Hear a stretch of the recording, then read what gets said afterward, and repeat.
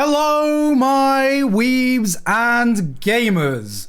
It is that time of the year once again where the salt will flow freely. Are you guys ready for the salt? Is everyone here got their salt shakers in hand? Because what we are going to be doing today is we are going to be voting on what we think are the top winners of this year's anime awards.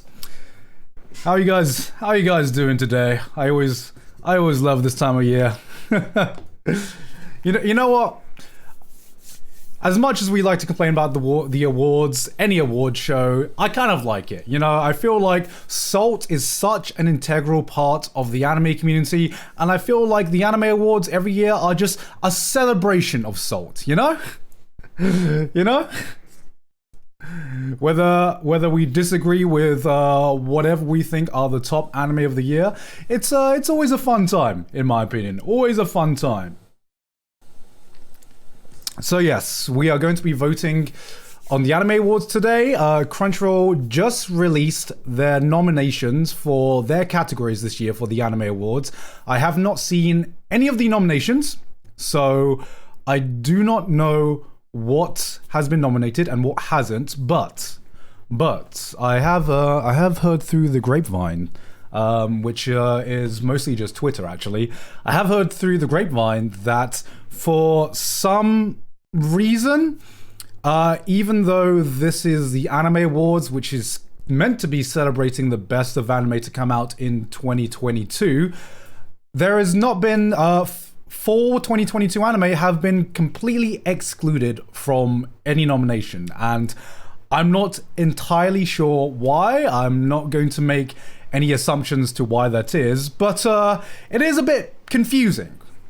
It's very, very confusing, and people can say recency bias and everything like that, but at the end of the day, recency bias is always going to be a thing with every awards. You know, even the Oscars, even the Oscars suffers from recency bias and everything like that.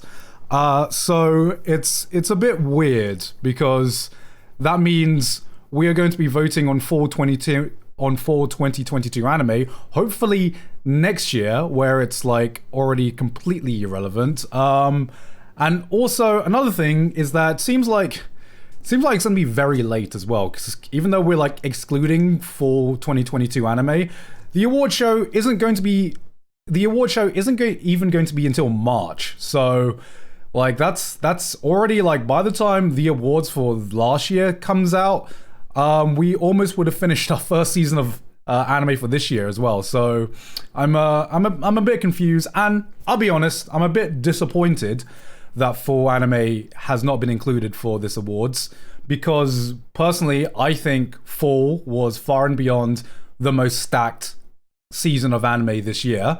And if you don't include fall, I kind of think this last year would have been a lot weaker than the previous years, just because of how many banger shows we got in fall. A lot of my favorite shows came out in fall 2022. So you know, I'm a bit sad, but you know what? Even though I said I'm not going to assume, I know the real reason. I know the real reason that they excluded fall, okay?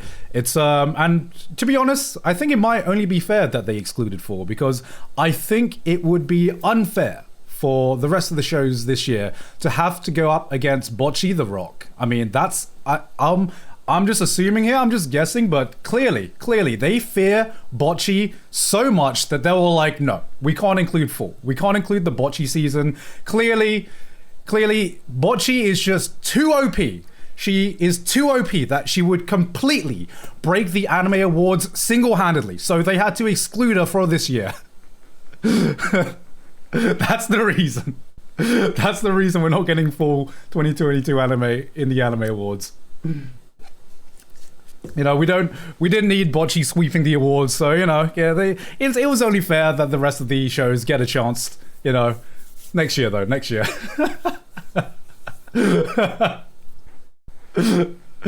had to nerf it up, but seriously, like, I'm a bit sad I couldn't get to vote on like other shows like Chainsaw Man, Mob Psycho, even fucking Bleach was incredible, and Bocce as well. All like so many like incredible shows in fall that are unfortunately going to be excluded for Anime this year. awards already? I feel like the last one happened like a week ago. Bro, just yeah, I know, right? I know. I'm still reeling. I'm still salty that Mushoku Tensei did not win anything last year. The salt from last year is still flowing in my body, and I still remember it very, very vividly. But we're just gonna jump right into it today. Sydney's family is visiting from out of town, and I'm going to be flying to Thailand in a few days as well, so I don't really have a lot of time to do any work, and I was a bit scared. I wasn't even going to be able to do an anime awards stream because I didn't know if I would be able to find time before I flew off to Thailand. But luckily, I have 2 or 3 hours free, so we're just going to jump right into it and go straight to the chart this year. Go straight to the awards.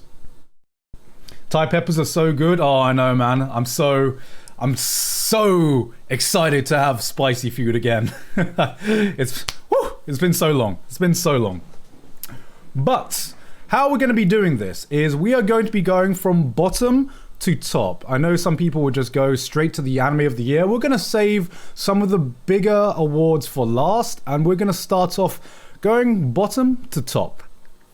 And if there's a category that I'm not very knowledgeable in, or I haven't seen too many of that category, I'll just like omit my vote.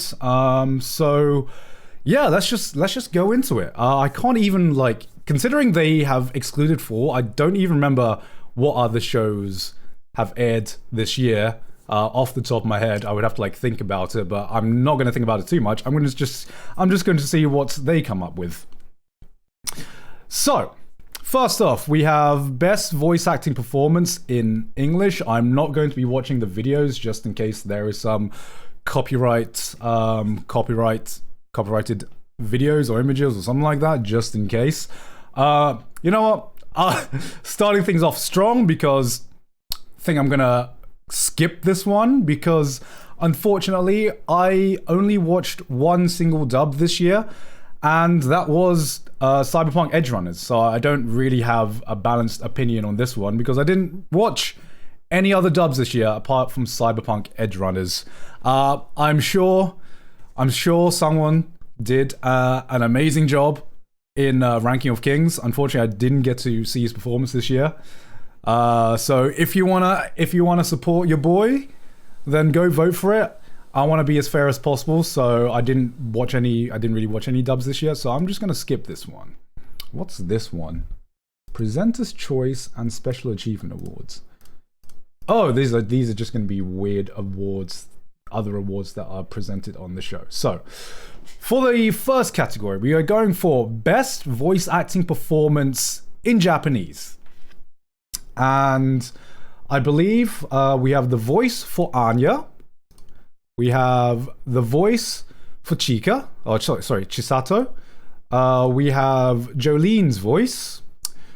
We have... we have Fapta's voice. I just... Fuck. Okay. I'm gonna cleanse my brain. We have Fapta's voice. God, I can never not say Fapta without just without chuckling to myself. We have Tanjiro's voice, and of course we have Eren's voice from Attack on Titan. Now, I think this one is pretty difficult because we had a lot of good voice acting performances this year. Of course, I almost forgot that Attack on Titan like aired this year, because it feels like, to me, in my mind, Attack on Titan is just an incomplete... I mean, they call it the final season, but we are getting 4 parts of the final season now. And in my mind, I'm kind of waiting for Attack on Titan to like end before I fully judge this final season. So, seriously, yeah, if you haven't heard, the new season of Attack on Titan that just got announced is called Attack on Titan, the final season, final version, part 1. I I can't make this up, man. They are going. They have literally, unironically, just fully embraced the meme. And I'm just like, I'm not gonna complain because I feel like Studio Mappa should take all of the time that they need to make Attack on Titan as good as it can be, bro. If I need to wait 3 more years and they release like 6 episodes a year, I'll be happy. I'll be happy if they release like really, really high quality episodes. I'm willing to wait, okay? I'm willing to wait. I'm not going to be impatient. I don't know why they didn't just call it the final season part 3 though. I do not know why they didn't just call it the final season part 3 instead of just calling it the final season final version part 1. It's just yeah, that I'm not sure about, but yeah, I'm more than happy to have Studio Mappa take all of the time they need. I'm more than happy with that. But in terms of this one, I think the 3 that stand out is, of course, Yuki Kaji as Eren, Misaki Kuno as Fapta, and Fervo's Eye as Jolene.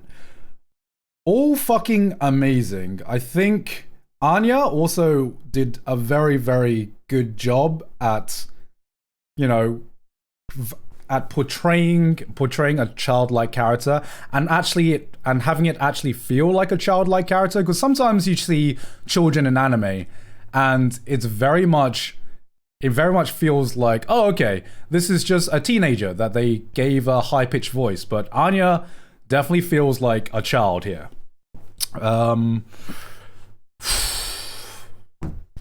Chisato killed it.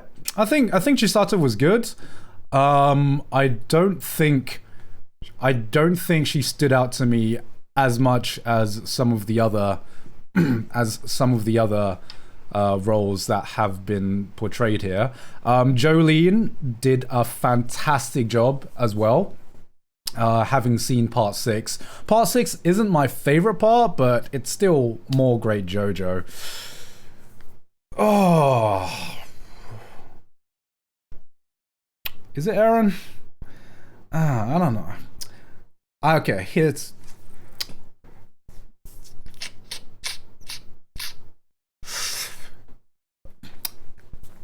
This is hard. This is really, really hard. I'm going to go with... I say my gut. My gut says JoJo.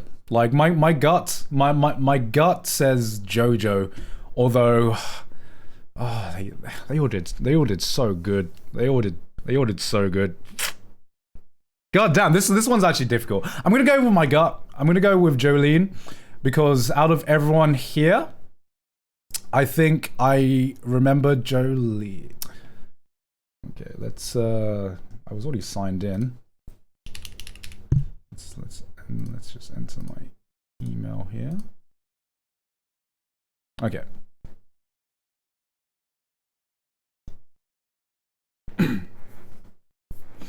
Okay, I am going to go with Jolene. Because out of everyone, I think she stood out to me the most.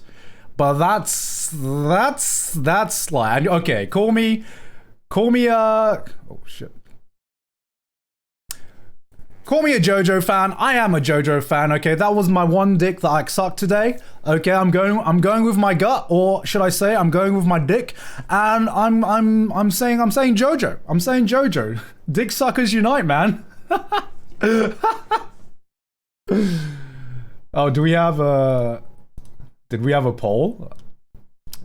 It's okay. We don't need to do polls because there's 6 options, and I don't think we need to decide which one we need to omit for that one. So I'm going with Jolene for best VA performance in Japanese. Okay, best romance. Now, I don't even... Hey Garnt, have you seen Kotaro Lives Alone yet? I highly recommend it. Protect Kotaro at all costs. Unfortunately, I haven't seen it yet, because I think... I don't know if this is a problem that anyone else faces, but there's so much anime coming out right now, and there is so many new shows every season. that I try to watch every new show that is on like the anime chart and anime list, but if something's a Netflix original, I can easily end up missing it just because I have never heard anything about it. I totally miss Kotaro just because it was a Netflix original. And if it's worth watching, then I'm sure people are going to talk about it. I think there's another Netflix show I missed as well, which was another romance. I am misremembering right now. I can't remember, but let's go to best romance. Now, this one should be pretty easy, okay? Because, okay, let me go through the different nominations first. Call of the Night, I love Call of the Night. I have a very big soft spot for Call of the Night. It was one of my personal favorites of the year, but that was more because of the vibe. Okay, it's definitely not because of the romance. The romance in this seems like a side thing compared to, even though it's like what mainly drives the plot. I don't watch Call of the Night for the romance. I watch it for the vibes, man. I watch for the nighttime vibes of just wandering the streets. The OST is fucking banging as well. It's just something about it just clicks with me. Then we have Komi-san Can't Communicate second series. Do we? Is there romance in here, guys? Is there romance in here that actually develops in the seasons that we've seen so far? It's just, do we wanna even give it the benefit of the doubt that's saying that there is romance in there? There's barely any romance in there, and I haven't read the manga, but if there is romance that happens later in the manga, it's probably going to be like 200 fucking chapters in, man. This is a no-go for me in terms of best romance. We have My Dress Up Darling, which honestly does have romance in it. Marin, I'm gonna say this right now, Marin is still my pick for best girl of the year for absolutely no reason at all, other than she is just quite literally the Giga Chad of waifus. People who are spamming a certain name in the chat that has nothing to do with it, guys. Absolutely nothing to do with it at all. I don't know why are you saying this? Can we not all agree that Marin is best girl? Guys, come on. come on, guys. But yeah, My Dress Up Darling, I really liked My Dress Up Darling as a romance. And it would have probably been a show that would be in the top running for best romance of the year if Kaguya-sama didn't air that year. Okay. Okay, before we go up to Kaguya-sama, I really like the romance in My Dress Up Darling just because it feels like, I talked about this in my video, but we have had a lot of shows where, you know, we have a kind of like socially awkward, reserved guy meet a girl who teases him or is like a real extrovert and something like that. But what I like about My Dress Up Darling is that I feel like Gojo does as much for Marin as Marin does for Gojo. I feel like they both have personalities that kind of mesh well with each other because they fill in the gaps of each other's personality. You can say opposite, you know, people say opposite attracts. And I think watching Dress Up Darling is a prime example of just what happens when two people on the opposite side of the spectrum can get along well together and kind of make up for each other's personality, not faults, but what they lack in their personality. Everyone talks about Marin in My Dress Up Darling, but Gojo is a fucking great character as well. Gojo needs more love. Marin gets enough fucking love, man. We need Gojo. More people need to talk about Gojo, man. He's the fucking GOAT. But Kaguya-sama Season 3 aired this year, and I'm not gonna spoil what happens in Kaguya-sama, but it was an amazing season. It's... Yes, honey? I'm just getting the hangers. You're just getting the hangers? Getting the hangers. Sydney, who do you think was best girl of the year? It can only be one, right? Yeah. Who do you think, Sydney? Marin Kita Young. Oh, yeah. Ooh. See, Chad, that's two people that say Marin's best girl. What can I say, guys? What can I say? She'll fucking win. She's gonna win. All right. But in terms of romance anime, I think Kaguya, the way Kaguya is going now, it's not just in the running for the best like romantic comedy anime in this year. I think it's in the running for top 5 of all time, at least. It's absolutely incredible. Originally, like season 1, I enjoyed Kaguya, but I wasn't truly sold on it. And I got like glimpses of season 2, but I think this season in particular has completely sold me on Kaguya-sama and its characters. Kaguya-sama isn't only just a great romance, it's a great comedy as well. And you find yourself getting invested in not just each individual, you don't just find yourself getting invested in the main two characters getting together, but that's a big thing. What I find magical about Kaguya-sama is that they kind of like, the group, the ensemble kind of grows in you to make them feel like they're your own friends. And you kind of feel like watching an episode of Kaguya feels like kind of hanging out and seeing the quirkiness of hanging out with your own friends and just talking, and just them talking shit with each other.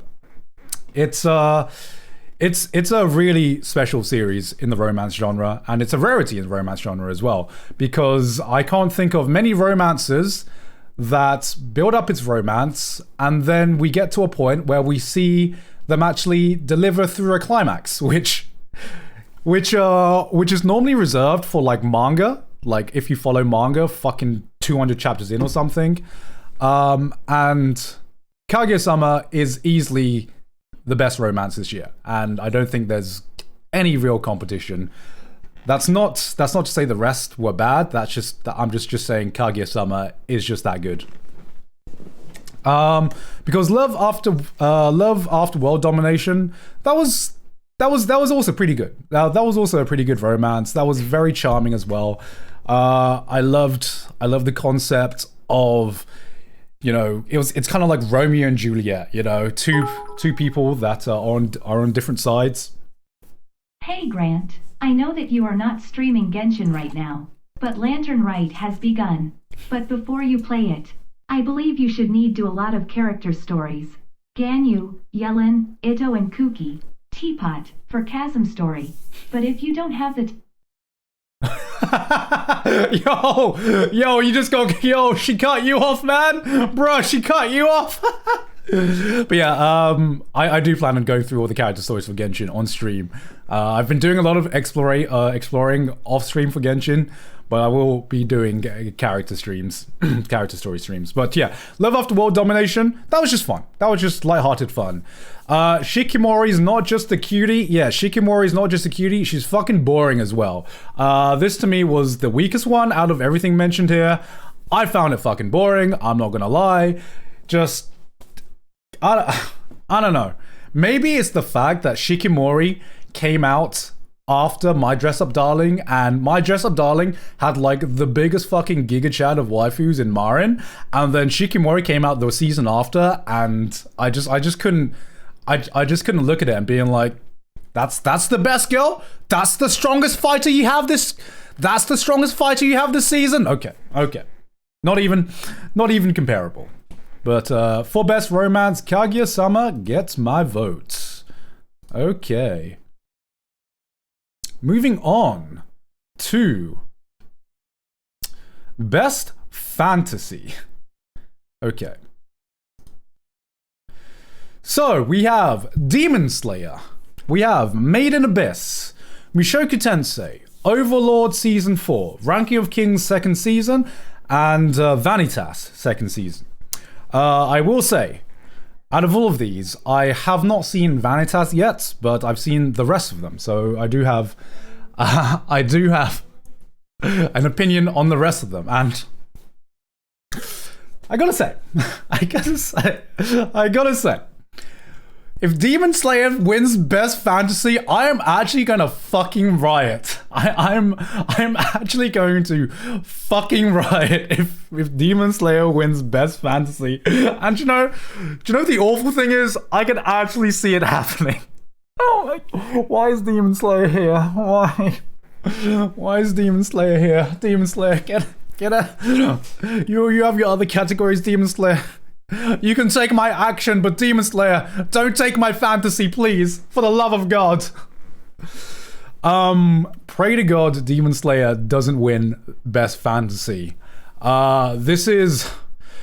So I was about to say I didn't know that Mushoku Tensei aired this year, but I guess it aired in fall of last year. So I guess they're including fall of 2021 anime in this now, which makes this very, very hard.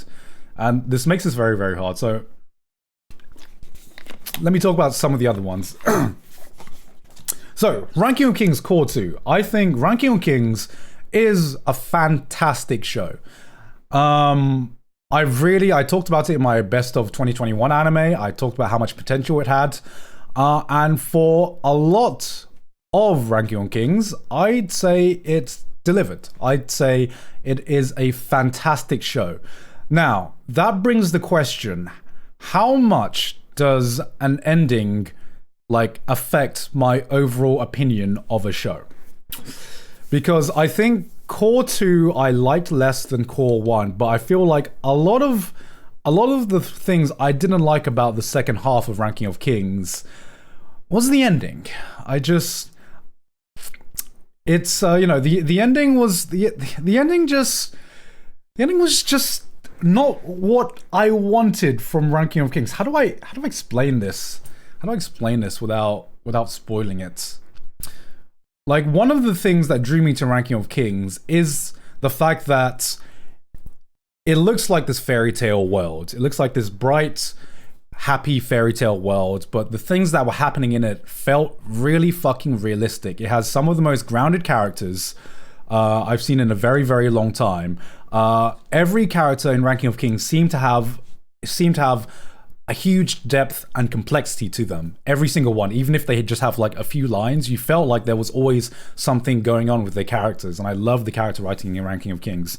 And it, even though it felt like it was in a fantasy, in a fairy tale world, it was a harsh, unforgiving world. People die, shit happens, and then I thought that set the tone of the story this was going to tell. And then the ending happened. And the ending kind of just went back to that fairy tale route where everything got solved, everyone was happy, and every bad thing just seemed to be forgiven, And that just left kind of a sour taste in my mouth, because some of the shit that happened in Ranking of Kings, I was just like, yo, this is some dark fucking shit, and you're just gonna be like, oh, okay, everything's forgiven now, we're all happy now, we're all a happy family, okay, you're okay, don't worry about all the shit and all the people you killed, don't worry about that, we forgive all. And I'm just like, that's I don't know if I can vibe with that. It's yeah, it's that it just kind of left an awkward sour taste in my mouth, and I don't know. I know there's more Ranking of Kings coming out, so I'll have to see what else it does. But yeah, after what happened in it, and after how well it did with its character writing and some individual scenes as well, kind of was just sad. I was a bit sad. So Ranking of Kings is not going to get my vote. Question for you or chat. Speaking of endings, is Summertime Rendering worth finishing? The first few episodes were intriguing. Summertime Rendering is definitely worth finishing. It is great. I wouldn't say the ending is fan-fucking-tastic and everything like that, but the ending does its job. And Summertime Render, the thing that's great about Summertime Render is the ride. The ride is fantastic. Yeah, not the best ending overall, not the best ending, but it was a fine ending. It wasn't a bad ending. It did what it needed to do. But it was one of my favorite of the year, and I feel like Summertime Render is worth watching for the ride because it is one hell of a ride. Overlord Season 4. Overlord 4 is it's good. It's good, but not great. It's good in my opinion. It's not fantastic. People are going to say mid. I don't think it's mid. Too slow this season. I feel like Overlord, one thing I'm coming to realize with Overlord is that maybe it's just a slow show. Maybe it's just a slow, not a slow burn, but maybe it just goes at the pace it wants to go. It's just consistently, it's a show that I would not write, I would not tell you to like go drop everything and go watch Overlord right now. It's fine, it's good, but not good enough for me to get my vote for the best fantasy of the year. 7 out of 10, yeah. I think 7 out of 10. 7.5 out of 10 is like a fair rating for Overlord. That's probably what I would give it. Now, this is where it gets difficult. This is where it fucking gets difficult. Because that leaves Made in Abyss Season 2 and Mushoku Tensei second core. And I fucking love both. Oh, fuck. I absolutely adore both. Both are like, oh shit. Both are fantastic shows, and both are definitely fantasy. Even though it's like a different kind of fantasy. Mushoku Tensei has your more traditional JRPG, Final Fantasy kind of fantasy world, but the world building in both is so fantastic. And this is going to hurt me. This is going to hurt me because I was very, very unhappy that Mushoku Tensei did not win anything last year. I was distraught that Mushoku Tensei didn't win anything last year. But if there's one series I think that can compete with Mushoku Tensei in terms of fantasy, it's Made in Abyss. And the reason I'm giving it to Made in Abyss is because I feel like Mushoku Tensei has not come close to reaching its peak. It's not come close to reaching its peak, but holy fuck, Made in Abyss Season 2 is some of the most disturbing things I've seen in anime. And that's got on my vote. It's got my vote. It's so two reasons. Number one is, you know, if this was any other year, including fucking last year, Mushoku Tensei easily sweeps Best Fantasy. I think Mushoku Tensei in season 1, it did a lot of fantastic things, but a lot of it was setting up its world and its characters as well. We had some really, really hype moments with Turning Point, with its turning points and everything like that. But I feel like a lot of season 1 was a setup season. Made in Abyss Season 2, we are fully into the world. The world has been fully established, and seeing how insane Made in Abyss's world is, and seeing some of the events that happen in Made in Abyss Season 2, we thought that Made in Abyss Season 1 was dark and disturbing. And I didn't realize we didn't fucking see anything. We hadn't seen anything, man. Made in Abyss Season 2 gets my vote for best fantasy for this year, just because it made me feel something that I don't think I've felt with a lot of media like ever, which is it made me feel terrified while also being really, really calming. I don't know. There's a certain terror that comes with Made in Abyss that is just so fucking rare, and I find I have trouble putting those feelings into words because it's such a unique feeling. It's not just like, it's not enough just to say it's like disturbing. It's just, it's fuck. I literally don't know what word to use, but it's what Lovecraftian horror should be, and that's Made in Abyss. Unsettling. Unsettling is an adjective I could use, but that doesn't do the feeling I felt justice. All right, best drama. So we have 86 Part 2, Attack on Titan Final Season Part 2, Cyberpunk Edge Runners, Dance Dance Dancer, Kotaro Lives Alone, and Made in Abyss Made in Abyss Season 2 once again. Okay. So, Made in Abyss, I voted for that for Best Fantasy, so I'm going to discount that for now. Kotaro Lives Alone, unfortunately, I haven't seen. Is that a drama? I don't know why. I look at the art style and I thought it was going to be. I thought it was going to be like a comedy or something. I thought it was. Is this a drama? Oh, okay. It's not a comedy. Okay, comedy slice of life. Okay. Dance Dance Dancer.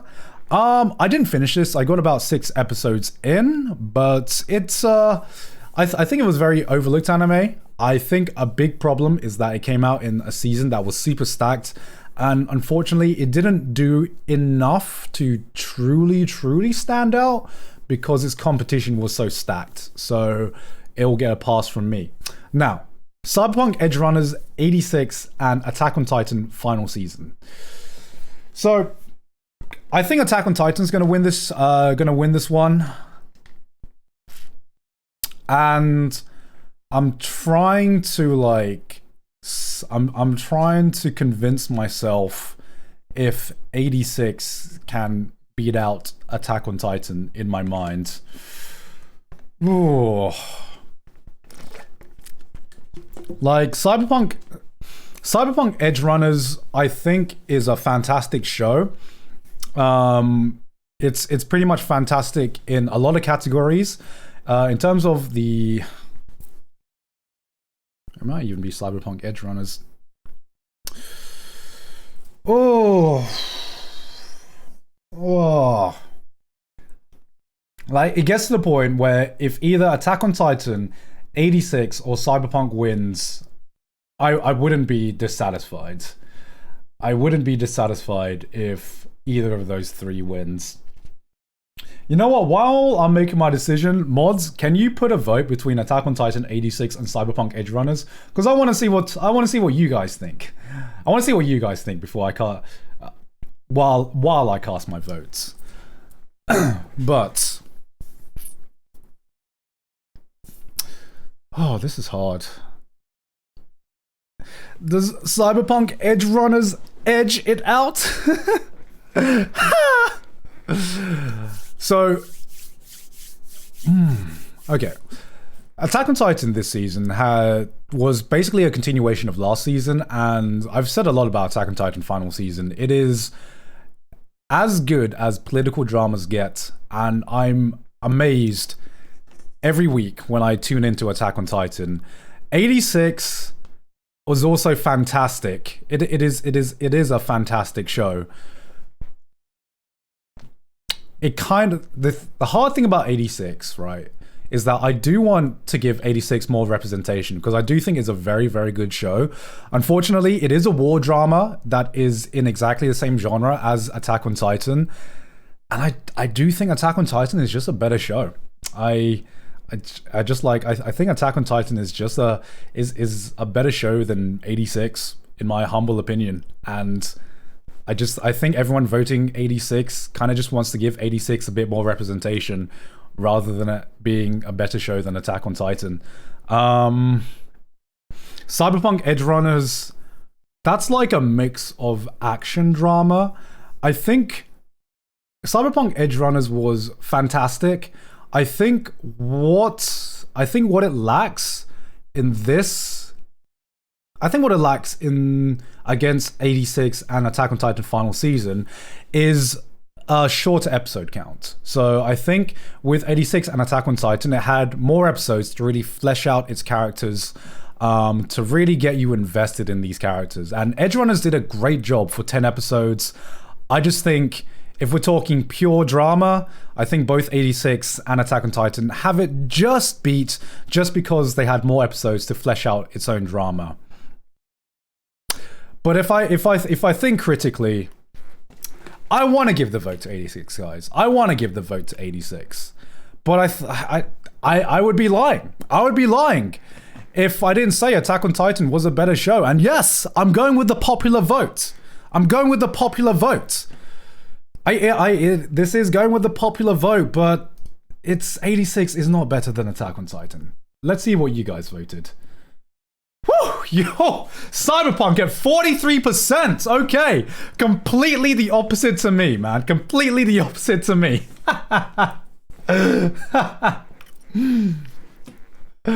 Oh man, okay. I see you guys. I see you guys. Cyberpunk is trash? Nah, Cyberpunk is not trash.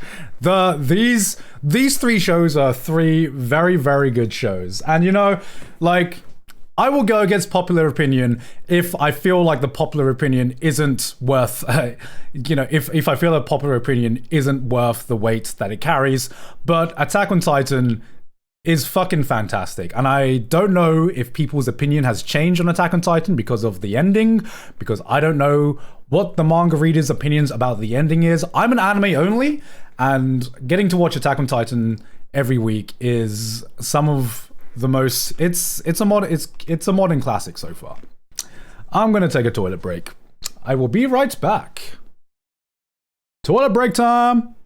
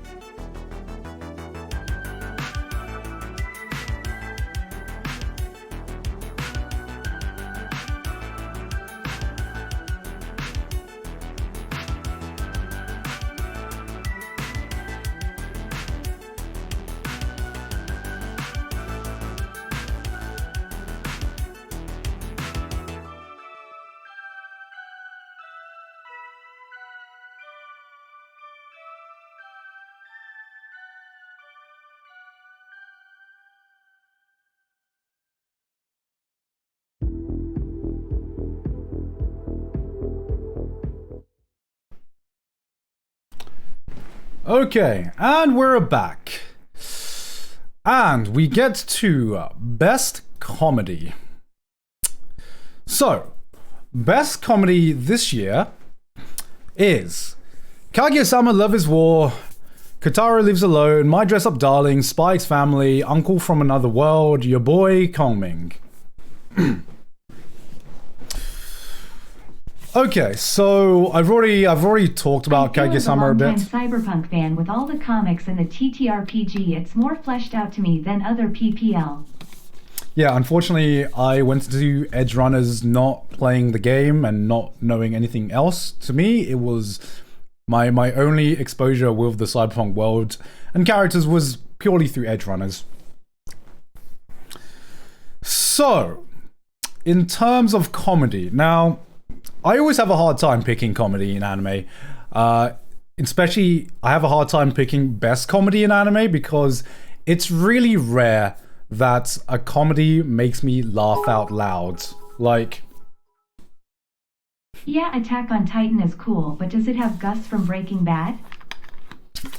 I mean, that's true. That is true. But unfortunately, a lot of people didn't even watch the dub of Cyberpunk Edge Runners, man.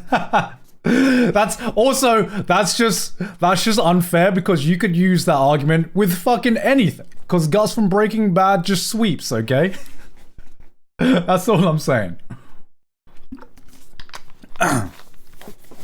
So I always have a hard time picking best comedy because it's rare that any comedy actually makes me laugh out loud.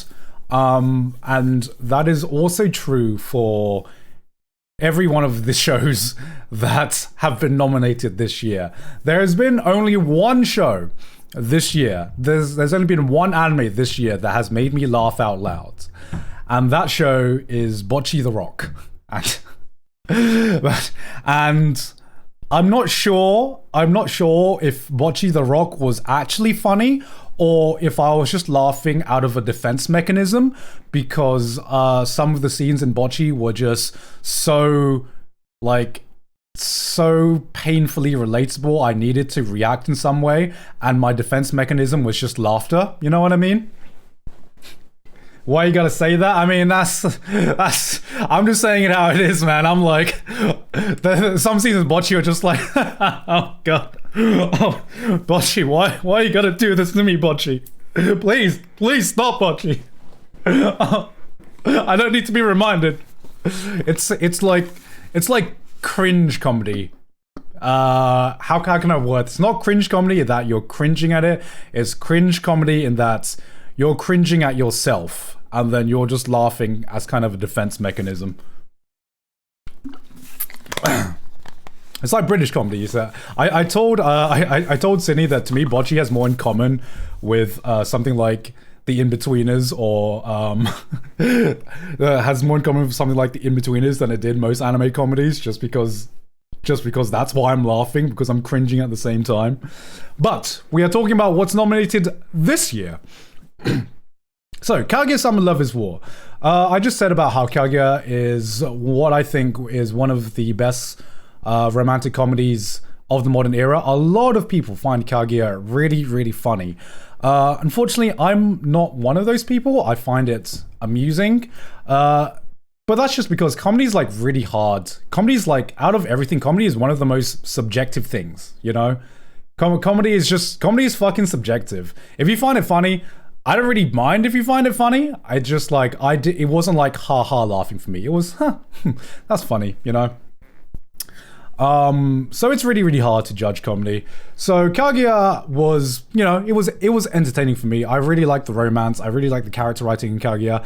And I really liked just the good vibes of just spending time with the crew. Even if I didn't find it gut-busting funny like a lot of other people did. My Dress Up Darling... Was that a comedy? Is that a comedy? I'm trying to remember if there's any fucking funny moments in there. It's like, no? It's like a romance drama, right? Okay. If we're counting this as comedy, the closest thing I can think of to a comedic scene is like the same scene you get in every fucking other comedy anime show, which is, oh no, the main character walked in on a girl and she's naked because she's in the shower.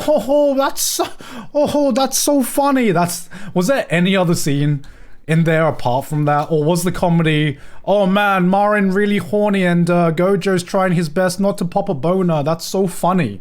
That's not... Bro, you're laughing with your dick. You're not laughing with your mouth. Let's be honest, man. So My Dress Up Darling is... I'm going to put a pass on that as well. Same thing with Spy Family. Spy Family, I didn't really find funny at all. What I love about Spy Family is just how fucking wholesome it is. Seeing the way their family just... Spy Family was just nice, good, wholesome vibes. You know, it's one of those shows that you can watch with your parents. It's like the definition of a family-friendly show. It's a nice bonding experience just to appreciate the family you have and the people around you. It has very good values in it, and it's just a lot of fun. Would I call it a great comedy? I mean, it had some amusing scenes in it, you know, like it was. Here's my problem with anime comedy: is that it's so in your face, where like, you know, the comedy is, oh, Yor is just very, very strong, and she kind of like, she's overly powered for these different situations that you find in life, and you're just like, that's amusing, but it's still a comedy at the end. It's anime comedy at the end of the day. Your boy Kongming was also amusing. God, I sound like an AI generated robot describing comedy to aliens. Yes, this one also had the jokes, and it also did the ha funny, the laughter. Yeah, same with your boy Kongming. Your boy Kongming was just a really charming show. Also put a smile on my face every time I watched it. Was it funny? I didn't really find it that funny. The closest thing the closest thing out of everything in this list that got me to laugh, even above Kaguya, probably Uncle from Another World. Call me fucking isekai trash, but that was probably the funniest out of all of these in terms of like the closest that got me to laughing. And of course, comedy is subjective, but I just love the take of just taking your usual isekai protagonist and just making him an oblivious asshole. Chica rapping was just, I found it cool. I didn't find it funny. I was just like, that's a cool moment. I don't know. I feel like I liked the cast from Uncle from Another World the most in terms of like the comedic moments. I liked how every girl was thirsting for the uncle, and he was just like, no, get away from me, Thoughts. You stay back. Get away from me. It's Uncle from Another World for me. That was like my best comedy. All right. Moving on to best action. Interesting to see what the nominations for this are. So, we have Attack on Titan Final Season Part 2, Cyberpunk Edge Runners, Demon Slayer Season 2, or the Entertainment District Arc, JoJo's Bizarre Adventure Stone Ocean, Licorice Recoil, and Spy X Family? Is that an action? I guess that has action scenes in it. Okay, let's go through these. We have Attack on Titan Final Season Part 2. I said last year that Mappa did a good enough job adapting some of the action scenes in Attack on Titan Final Season Part 1. And I can say that they definitely leveled up this season. They got this season, animation-wise, was a lot more impressive, with some actually impressive animation scenes this season in Attack on Titan.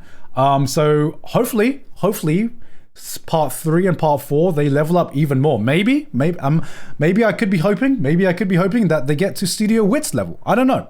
They seem to be taking their time, which is very, very important and very, very good. I'm praying, but it's still very good. Not the best action out of everything in this list. Cyberpunk Edge Runners, fucking fantastic action. For the longest time, I thought Studio Trigger. I was like, Studio Trigger. The biggest strength of Studio Trigger is that they have such a strong brand. They have such a strong visual brand, and they have a very, very loyal following as well. You know, it's Trigger doing Trigger things. One thing that really impressed me about Cyberpunk Edge Runners is that it took the over-the-top Trigger style that we were known for, and it kind of like took it into a kind of different direction. It wasn't stupidly over the top on the level of, let's say, Gurren Lagann, Promare, or other things, but they took their creativity with going like over the top and put it into hyper violent, hyper sexualized scenes, which I thought, fuck, why did I not know that I needed this before? Seeing Trigger animate a show which is reminiscent of the old school 80s, 90s OVAs, which, you know, has like a lot of violence, blood and guts everywhere.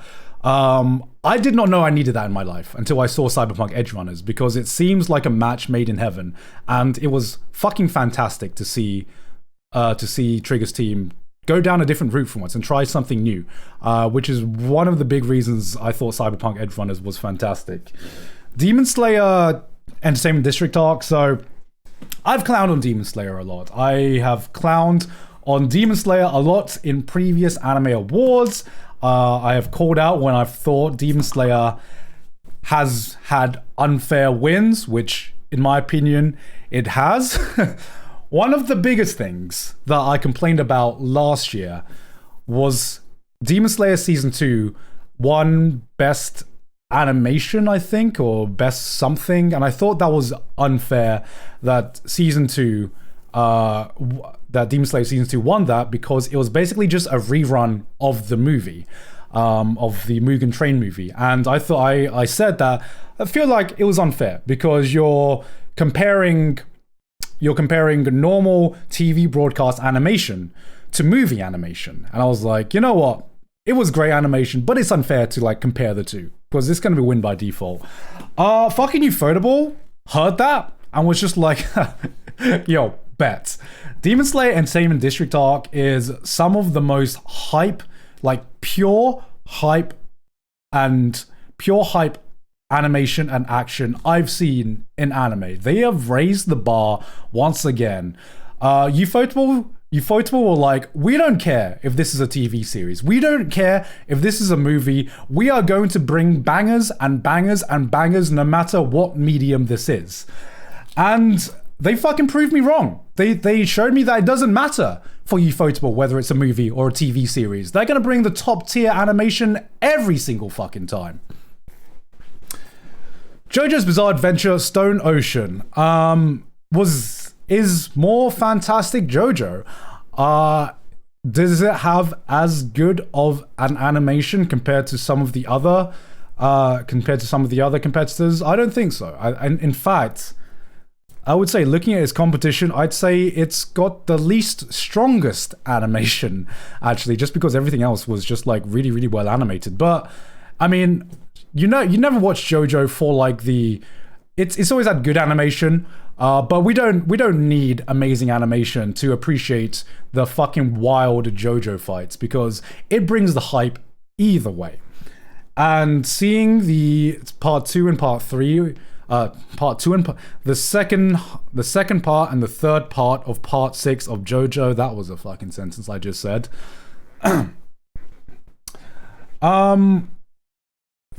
It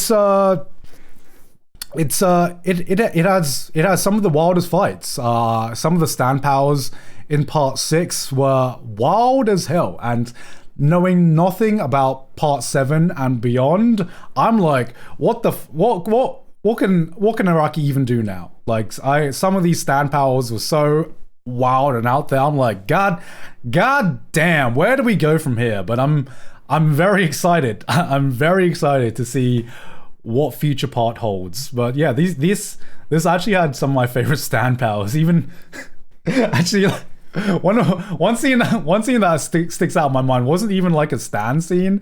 It was fucking just it was fucking Dio and it was fucking Dio talking about what the weakest stand is. Oh man. Because I'd heard about what it was Dio and Pucci. It was Dio and Pucci on the fucking on like the sofa or something, and Pucci's like, Dio, what's the weakest stand you've ever seen? And Dio's like, there is no such thing as a weak stand. Every stand can be strong depending on any stand can be strong depending on the situation, the planning, the everything. And then Pucci goes, nah, for real though. And then Dio just basically just goes, fucking Survivor, man. What a fucking shit stand.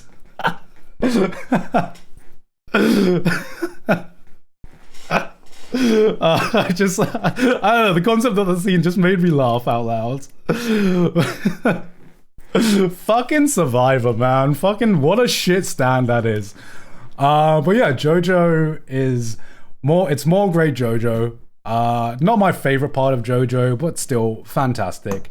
Licorice Recoil was also good. I don't think it really holds a candle to some of these other shows that we've mentioned so far. It had cute girls, it had guns, it was basically as close to cute girls do John Wick as you can get. But I mean, I liked it for the action, but I also liked it because Chisato is a force of nature that is unfucking stoppable, and it's just a pleasure to see her on screen. Spy X Family had some very good pieces of animation in it. It kind of felt like at some points they were flexing, even though they did not need to flex, but it's not really an action show. So I'm going to discount that. So for me, this is between three shows. It's between Cyberpunk Edgerunners, it's between Demon Slayer, and it's between JoJo.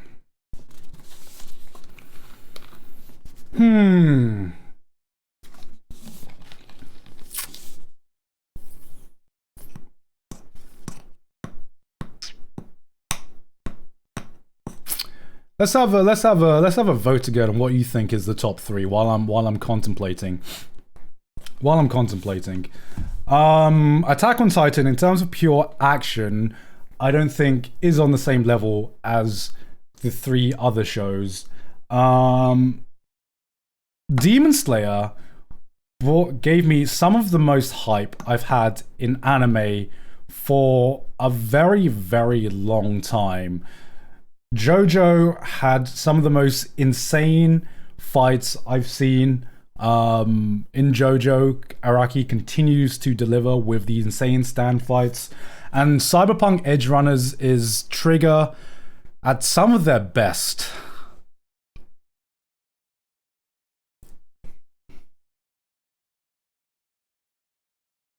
I think what just edges it out for me, spoiler, what just edges it out for me is Cyberpunk.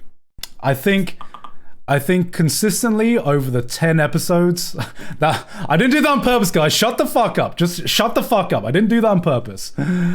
I think consistently Cyberpunk over the 10 episodes, it was a blast to watch from beginning to end, and had some insane action in it. It didn't just have some insane action, it had some insane action with Trigger at that absolute peak. But you had Ufotable at that absolute peak as well. But with Demon Slayer, that also had great action. That also had... fuck. No, I've voted. That like, to me, when I think about Demon Slayer, I think about the last 2-3 episodes and just how hype that one moment was, that one final fantastic moment. I think about how hyped that is. But in terms of like overall consistency with just hype and good action, I gotta give it to Cyberpunk Edgerunners. JoJo is still also fantastic. I think why I consider it's a little bit below compared to the other two is that it's not my favorite part in JoJo. Maybe if this was, the second part of part 4 or some of part 5, I probably would have it a little bit higher, but part 6 is my lesser favorite part compared to some other ones. All right, moving on.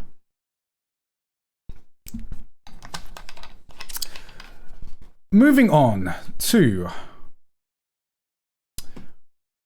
what's the best one? What's the next one? Must protect at all cost characters.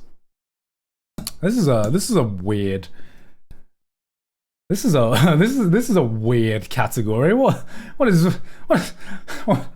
What is this cat? Did they get rid of best boy and best girl? Oh, come on. Come on, Crunchyroll. Why you gotta get rid of best boy and best girl? Come on. Let us have our bottle, man. We want to vote on best boy and best girl, man. Come on. All right. I guess we're going with must protect at all cost characters. Okay. So we have Anya, we have Boji, we have Kage, we have Kotaro, we have Marin, and we have Komi. There's only really two competitors in this one. Marin is my vote for best girl, but in terms of must protect at all costs, Marin doesn't need protection. We need protection from Marin, man. Gojo needs some fucking protection from Marin, man. That's she don't she ain't needing to be here, man. What are you talking about? Where in the world is Rebecca? Honestly, fuck yeah. Rebecca needs to be up here. Fuck it. Rebecca's the one that needs to be up here, man.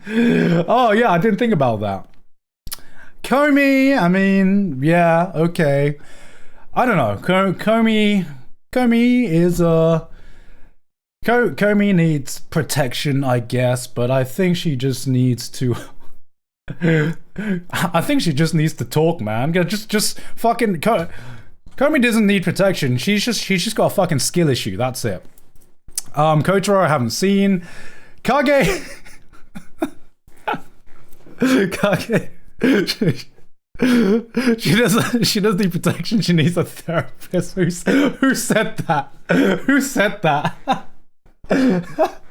Komi needs her own movie, her own spin-off of the King's Speech. That's what she needs, man.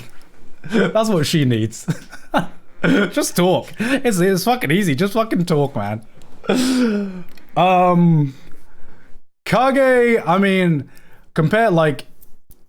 Kage needs a hug, but he doesn't need protection because he's the one protecting, man. Kage's the one protecting, not being protected. So that means the only real two shows is Anya and Boji. And they both need protecting, I will say that.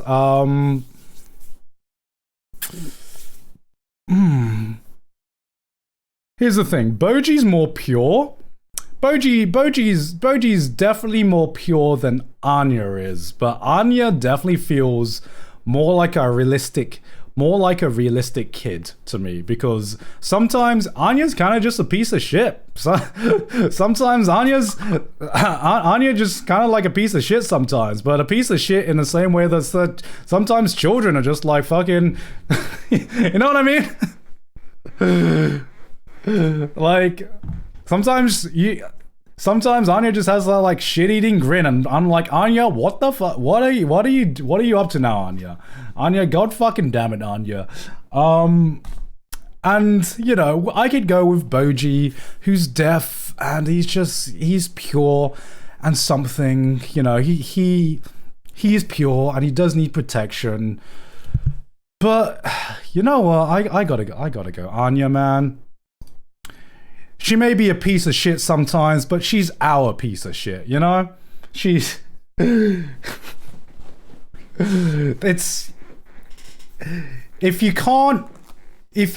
Anya is the definition of, if you can't handle me at my worst, you don't deserve me at my best, you know?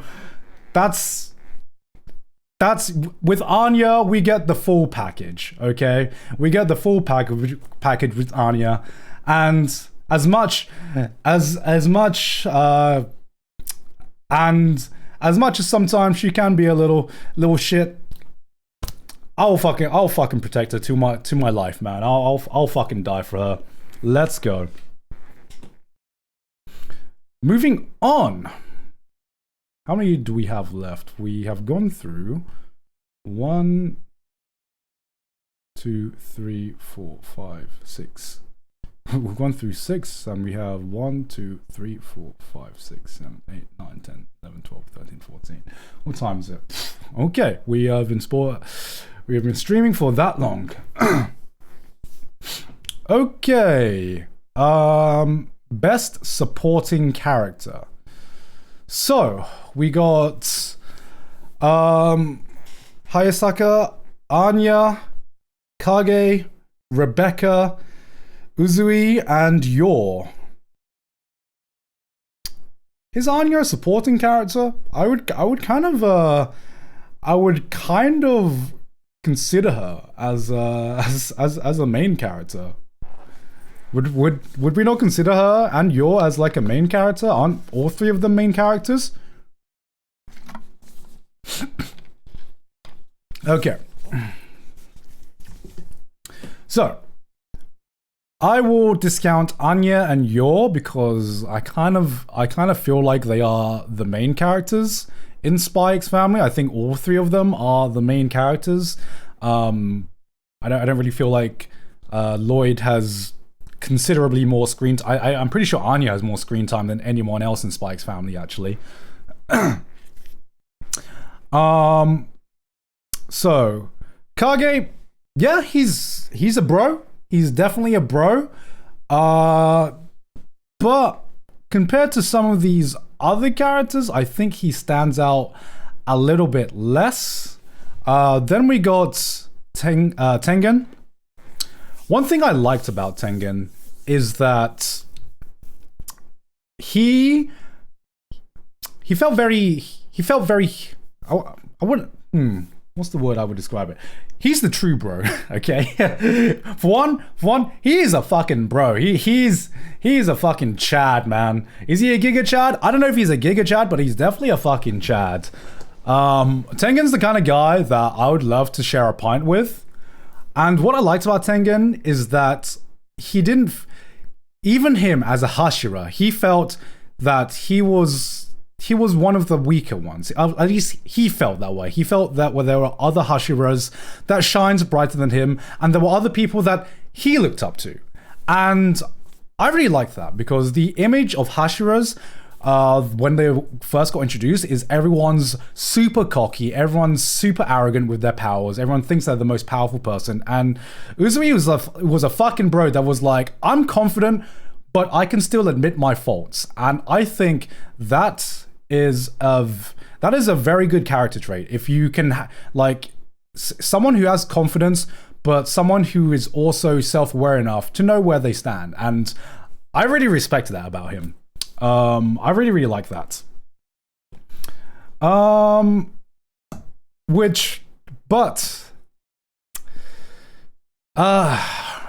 It's between, it's gotta be between Hayasaka and Rebecca. This is...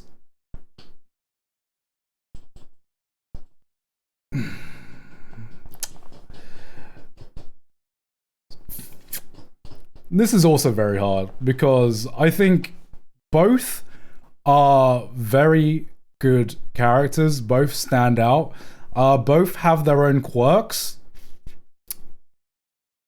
but gonna give it to Rebecca. I am gonna give it to Rebecca. Here's the reason why I'm going to give it to Rebecca. Let me vote for her first. Here's the reason why I gotta give it to Rebecca, okay?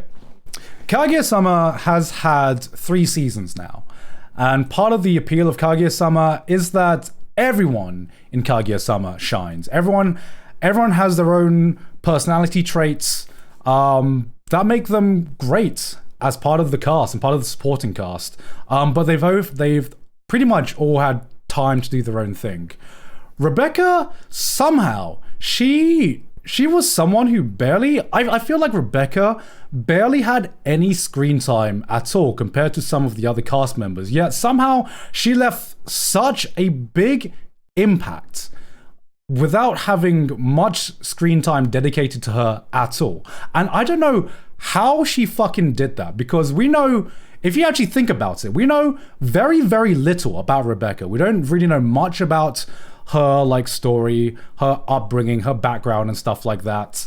You know, we know a fair bit more about Ai's character than we do about Rebecca's. Yet somehow Rebecca didn't give a shit about that. She had her own unique charm that made her stand out of like, I'd argue she stood out more than some of the main characters in it. Like, people like Rebecca more than she liked Lucy, and Lucy was one of the main characters in it, man. And that's fucking impressive. That's impressive. The fact that a side character, a supporting character with such little screen time, could have such a big impact on such a wide audience. Because I initially, I thought that I was the only one who liked Rebecca, because I didn't expect so many other people to like Rebecca, because like I said, she had such little screen time. But I'm like, damn, Rebecca, you go, girl, man. You go. Rebecca, that's my girl. Get rid of that Lucy crap, you know. Rebecca's my girl, you know. And the fact that she did that with such little screen time, I think deserves recognition. So Rebecca gets my vote for best supporting character. Moving on to best main character. Best main character. Okay, we have Boji, we have Chisato, we have David, we have Eren, we have Lloyd, and we have Marin.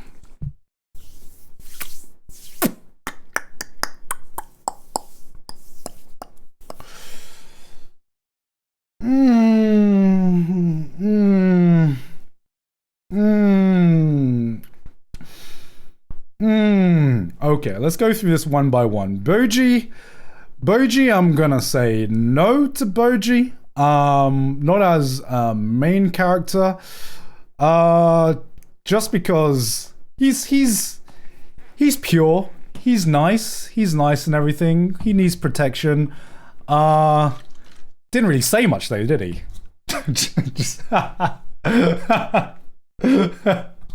Didn't really say much though, did he, Boji? Come on, let's be honest. Kind of like Comey in that sense. I'm kidding. Yeah, I really like the character writing and ranking of Kings. I don't feel like, unlike some of these other nominations, I feel like the whole cast of Ranking of Kings was fantastic. I don't think Boji carried. I don't think Boji carried as hard for his one show and had as big of an impact as much as some of these other main characters. David Martinez, also great, but also, like I said, a big part of Cyberpunk Edgerunners was the whole cast as a whole. And I've just talked about how much Rebecca stood out compared to a lot of the other cast members. And I gotta say that for David, I would say she had a bigger like impact for me than a lot of other cast members in Cyberpunk Edgerunners, because I don't think like Cyberpunk Edgerunners had a lot of the time to develop their characters as much as some of these other shows. And so for me, David as a main character definitely stood out less than some of these other characters that have been nominated. Lloyd Forger, to me, Spike's family works because of the trio. It's the family. No one person in the family stood out a lot. It was just seeing the family operate and be a real family together, and that's the magic of Spy Family. So, I would be more inclined to vote for Spike's family if it was just the Forger family as a whole.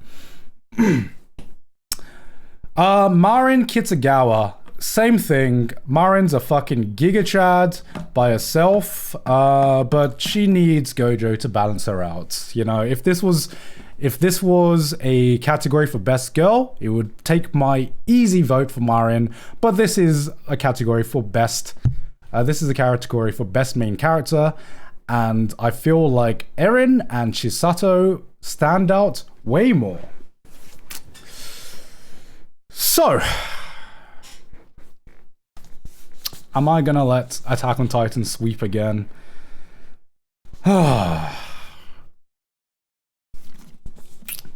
I want to vote Chisato. Okay, I want to vote Chisato because I don't want to be that guy who just goes with what is popular and everything like that. I want to vote Chisato, but Eren's just an amazing character. Eren's a fucking amazing character, man. It's you know, it's like, is there an argument you can make for Eren not being such an interesting and well-developed character over Chisato? You know, it's I wanna vote for my Genki happy fucking Chad of a girl. I want to vote for Keanu Reeves waifu edition. I do, guys. I really do. I really do. But just oh, maybe I've become everything I've hated, guys. Maybe I've become everything I've hated. Maybe I've become everything I've hated, guys. Maybe I've become everything I've hated. Oh. I want to go against the popular vote, guys. I want to go against the popular vote, but come on, guys. Attack on Titan. Right now, Attack on Titan has done what few anime has ever done with its final season. What Eren has become. Watching Eren's development from season 1 to season 4 and seeing some of the decisions that he's made in the later seasons of Attack on Titan has just been such a wild ride to see. And I feel like he has become I feel like Eren has just been one of the most interesting character studies that's come out. One of the most interesting character studies for a protagonist that has come out in anime for a very, very long time. He's the one that drives the show, and he is the one that has made Attack on Titan go in some very, very interesting directions. And I feel like people wouldn't want him to win just because it's fucking Attack on Titan and it's popular enough as it is. But come on, guys, you gotta give credit where credit's due, man. Come on. I'm sorry, my girl. I'm so Chisato, I'm so sorry. My girl, I'm so sorry. God damn it. I'm so sorry, man. I feel like the only thing that would be able to, like, if this was a true 2020 list, I feel like the only character that could really rival Eren is Mob. Mob is the only real character that would be able to rival Eren as a main character. But he's not here. So, you know, waifu Keanu Reeves, she has her charm and everything, but she's not as good of a main character as Eren is, okay? I'm going to take another pee break while we go through the last few ones. Are we halfway there? We're not even halfway there. Fuck my life.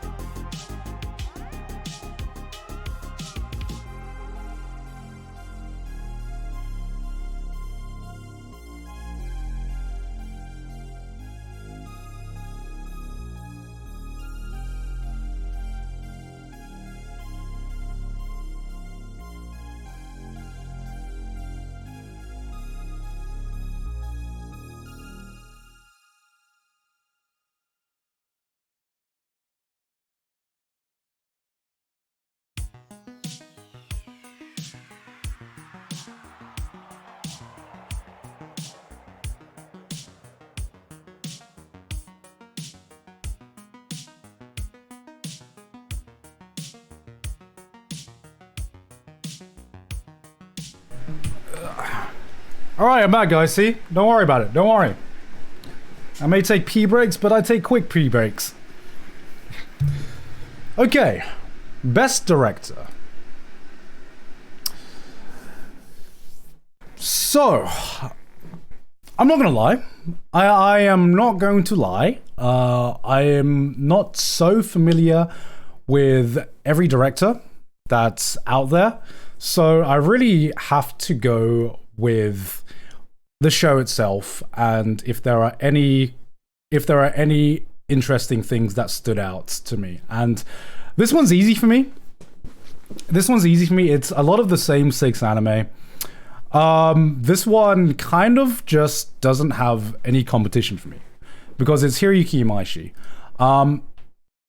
Just because the overall show itself is visually, I think, the most unique show out of all of the other ones in this list. But I also have to talk about episode 6 of Cyberpunk Edgerunners, which I think is the best singular episode of anime to air in the last year. Episode 6 is a directorial masterpiece, I think, as like a singular episode. It takes not only visually, but the way, like, as soon as you start episode 6, you feel like something's off. The visuals, the art and the visuals look slightly different. You can tell it feels like a storm is brewing, right? And it is able to convey that just instantly with its tone and its visual style and everything like that. And the way that it handles, was it the cyberpsychosis? I think that's what it's called.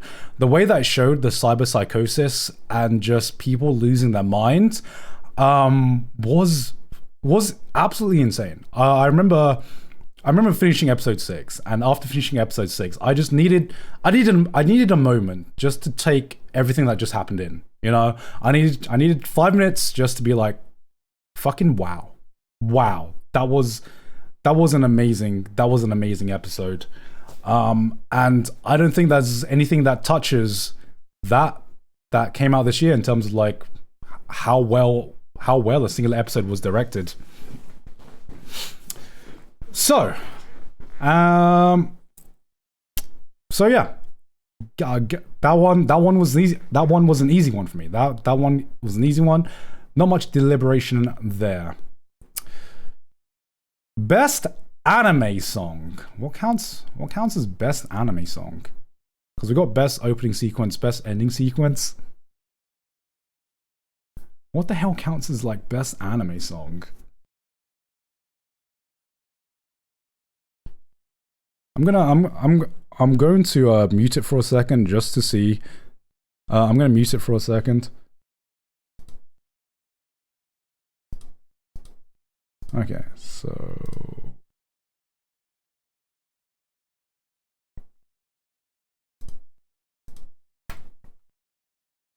okay. This one is purely. I guess this one is just purely based on personal taste. So there's not much deliberation for here. It's cheeky ban. I'm sorry, guys. I'm sorry. This is my vote. I don't need to defend this. It's cheeky ban. What a banger. What an absolute banger. I'm a bit surprised because most of these just seem like different openings, so I don't know if we're going to get exactly the same. I don't know if we're going to get exactly the same nominations for the opening, but Cheeky Ban, absolute banger. I love the old school disco vibes, and it definitely is a song that stood out the most compared to a lot of these other songs as well. Rumbling was good. I actually prefer Attack on Titan Final Season Part 1 opening. Kaguya-sama, I think this is the opening for Kaguya-sama. I think. Kaguya-sama is still great. It's not the one? It's the ending? Oh, okay. I can't remember the ending. Shall We Dance by Shadow House was also pretty good, actually. I don't know what this one is by Spy Family. None of the songs about Spy Family stood out to me. and I have not seen One Piece film Red yet. So it goes to Cheeky Cheeky Ban Ban. But even if I was more familiar with every other song, I would still give it to Cheeky Cheeky Ban Ban. Bro, what fake fan? Bro, I just haven't seen it yet, bro. Chill out. Yo, chill, man. Chill. Best films. I can't actually... I'm going to skip this one because out of all of these, the only thing I've seen is Jujutsu Kaisen 0 and Bubble. And I'm wondering why Bubble is up here. Was this that,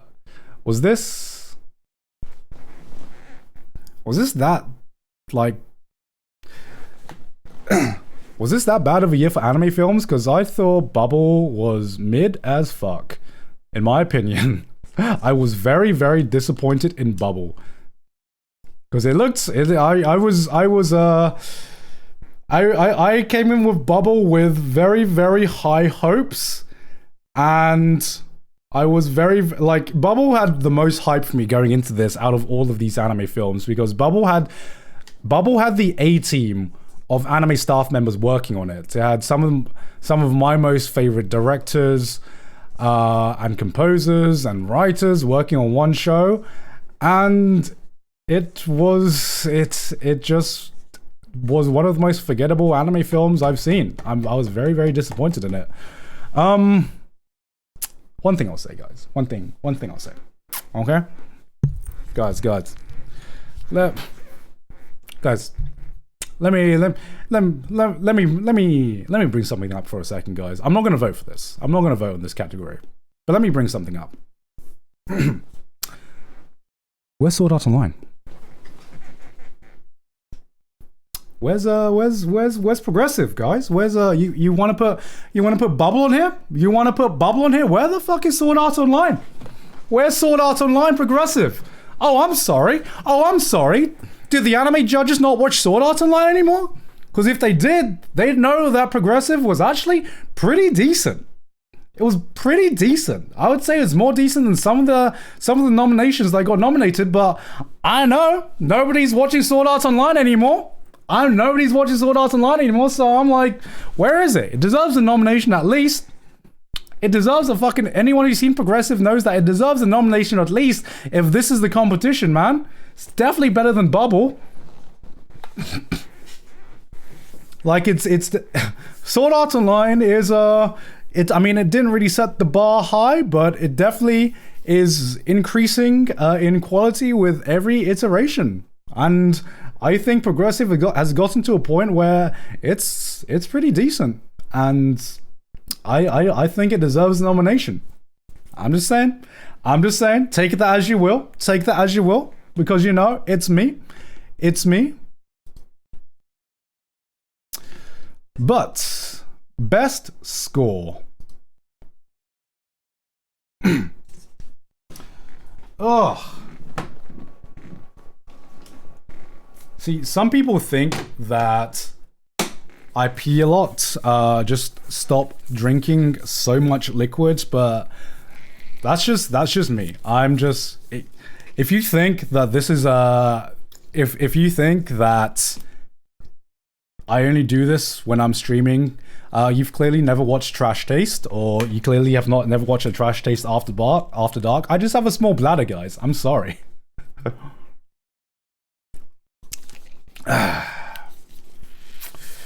Right.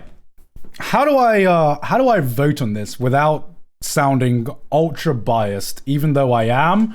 But I think even with that bias, it genuinely fucking deserves it. Best score is easily going to Kevin, my boy. I'm gonna vote first. I'm gonna let the bias get out for a second, but of course, Kevin, my boy, I gotta give you the vote, man. For this one. Okay. So, let's ignore the fact that Kevin's a mate and everything like that. I'm just going to ignore the fact. I'm going to ignore that fact for a second. because every time there will be certain times where I'm watching a show like Made in Abyss and I forget that Kevin did the soundtrack for it, because my image of Kevin and the emotions I feel when I hear his tracks are not connected at all. Because in fact, I'm like, why the hell? How the hell can this fucking Australian dickhead be so talented? I forget that, because my image of Kevin is getting pissed drunk with him at every bar, and having way too many oolong highs with him. You know, that's my image of Kevin. And then I forget sometimes that he can make some incredible pieces of music. And that's the biggest compliment I can give, because the way his music makes me feel is so far removed from my image of Kevin and hanging out with him. You know? Even having said that, because there have been some really good OSTs this year. I think the one that stands out to me the most outside of Made in Abyss is Attack on Titan final season, where, you know, Hiroyuki Sawano and Kota Yamamoto has done, and like I think even with Hiroyuki Sawano and even how similar a lot of his tracks can feel with different shows, I think Attack on Titan stands out as one of his best, because it feels a little bit different, and it feels like, even though he brings hype with every soundtrack he does, Attack on Titan raises that up to another level as well. But I think Made in Abyss Season 2 is Kevin's best work so far. And it actually blows my mind. It actually blows my mind how good the soundtrack is. Because if you actually listen, because I watched the show, right? I watched Made in Abyss Season 2, and I got the feeling that it had some of his best work so far. And then after I watched it, I went over to listen to the soundtrack itself.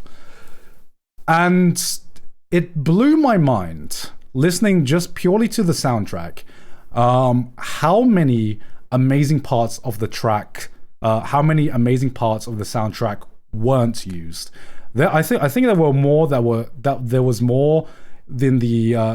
was more tracks that was not used than there were that were actually used. I actually don't think Season 2 did justice to how good of a job Kevin did in the soundtrack. Because a lot of tracks from Season 1 were reused in this arc of Made in Abyss. And I'm like, why did you feel the need to reuse it? Just because there were so many amazing tracks that weren't touched, or so many amazing parts of the track that were never used in Season 2. And one thing that I have to give Kevin credit for is he does some wild shit in Made in Abyss Season 2 soundtrack, in the Made in Abyss Season 2 soundtrack. He does some really weird shit that he's never done before. Fucking some tracks sound like they come from some tracks sound like they come from Zankyo no Terror, or like it's like Yoko Kanno. You have this, like, I kind of felt like this very Icelandic influence with some of the tracks, and there were some absolutely beautiful tracks. And then you go on to the next track, and it's like something from Doom. And it's like fucking hard ass synthesizers. I'm like, I feel like I'm playing a Doom game right now. And I'm like, what the fuck is going on here, Kevin? What? Like, what were you thinking? And then, but like, it's fucking awesome. It's absolutely awesome, man. And there's a certain skill in being able to put so much variety into one singular soundtrack. And Kevin has done that with Made in Abyss Season 2 OST. To the point where I feel like he had so many banger tracks, Kingdom of Switchers just didn't know what to do with all of these banger tracks, which is why all of them didn't end up being used. I think it's not only unique in what it does. It's not only unique track to track, but it's powerful as well, which is everything you can ask for in an anime soundtrack. I think the biggest problem is, ironically enough, that the actual anime didn't end up using the soundtrack to its fullest potential. And that's the biggest compliment I can give it. I feel like if it used more of the soundtracks, it would be in the running for one of the best OSTs of the decade. And that's my honest opinion. I think Kevin has outdone himself with this soundtrack. And I'm not going to name out the reasons why, but I did have even before hearing this, I did have a talk with Kevin, and even he thinks that this is his magnum opus so far, and he doesn't know if he can make something better. But Kevin, credit where credit is due. I absolutely agree with you, but don't discount yourself yet, because I think that I think that you can definitely keep improving, even though this has been fucking insane. Don't you're a fucking talented cunt, mate. That's all I'm gonna say. What a fucking talented geezer. All right, moving on. Best ending sequence.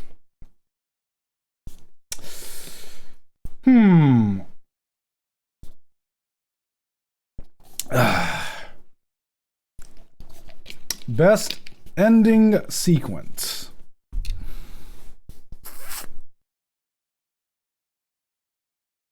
Which one stood out to me the most?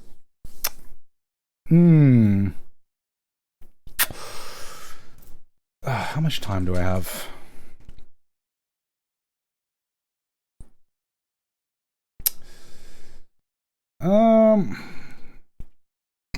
How do I get away with this without getting a copyright strike? Let me just refresh myself on the ending sequences. I'm just going to watch them on my phone. I'm just going to quickly skim through them on my phone, because ending sequences I remember a little bit less than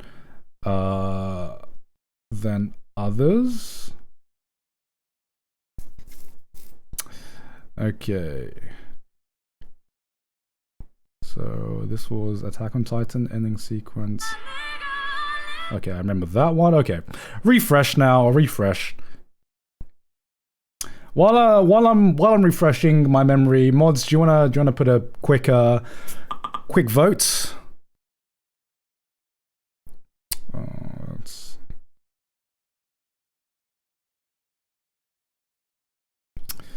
Okay, that one's Spike's family. Okay, that was that one.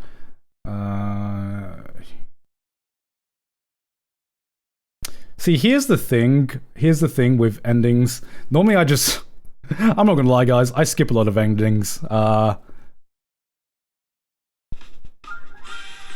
okay, now I remember this one.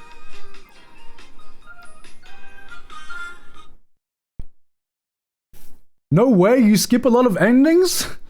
Bro, are you telling me you watch every ending to every anime? Come on, don't lie to me, guys. Don't lie to me. Absolutely don't lie to me. Come on, guys, come on.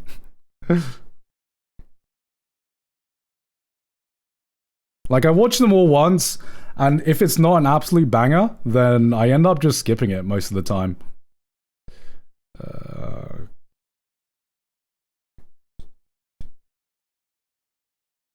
Let me see.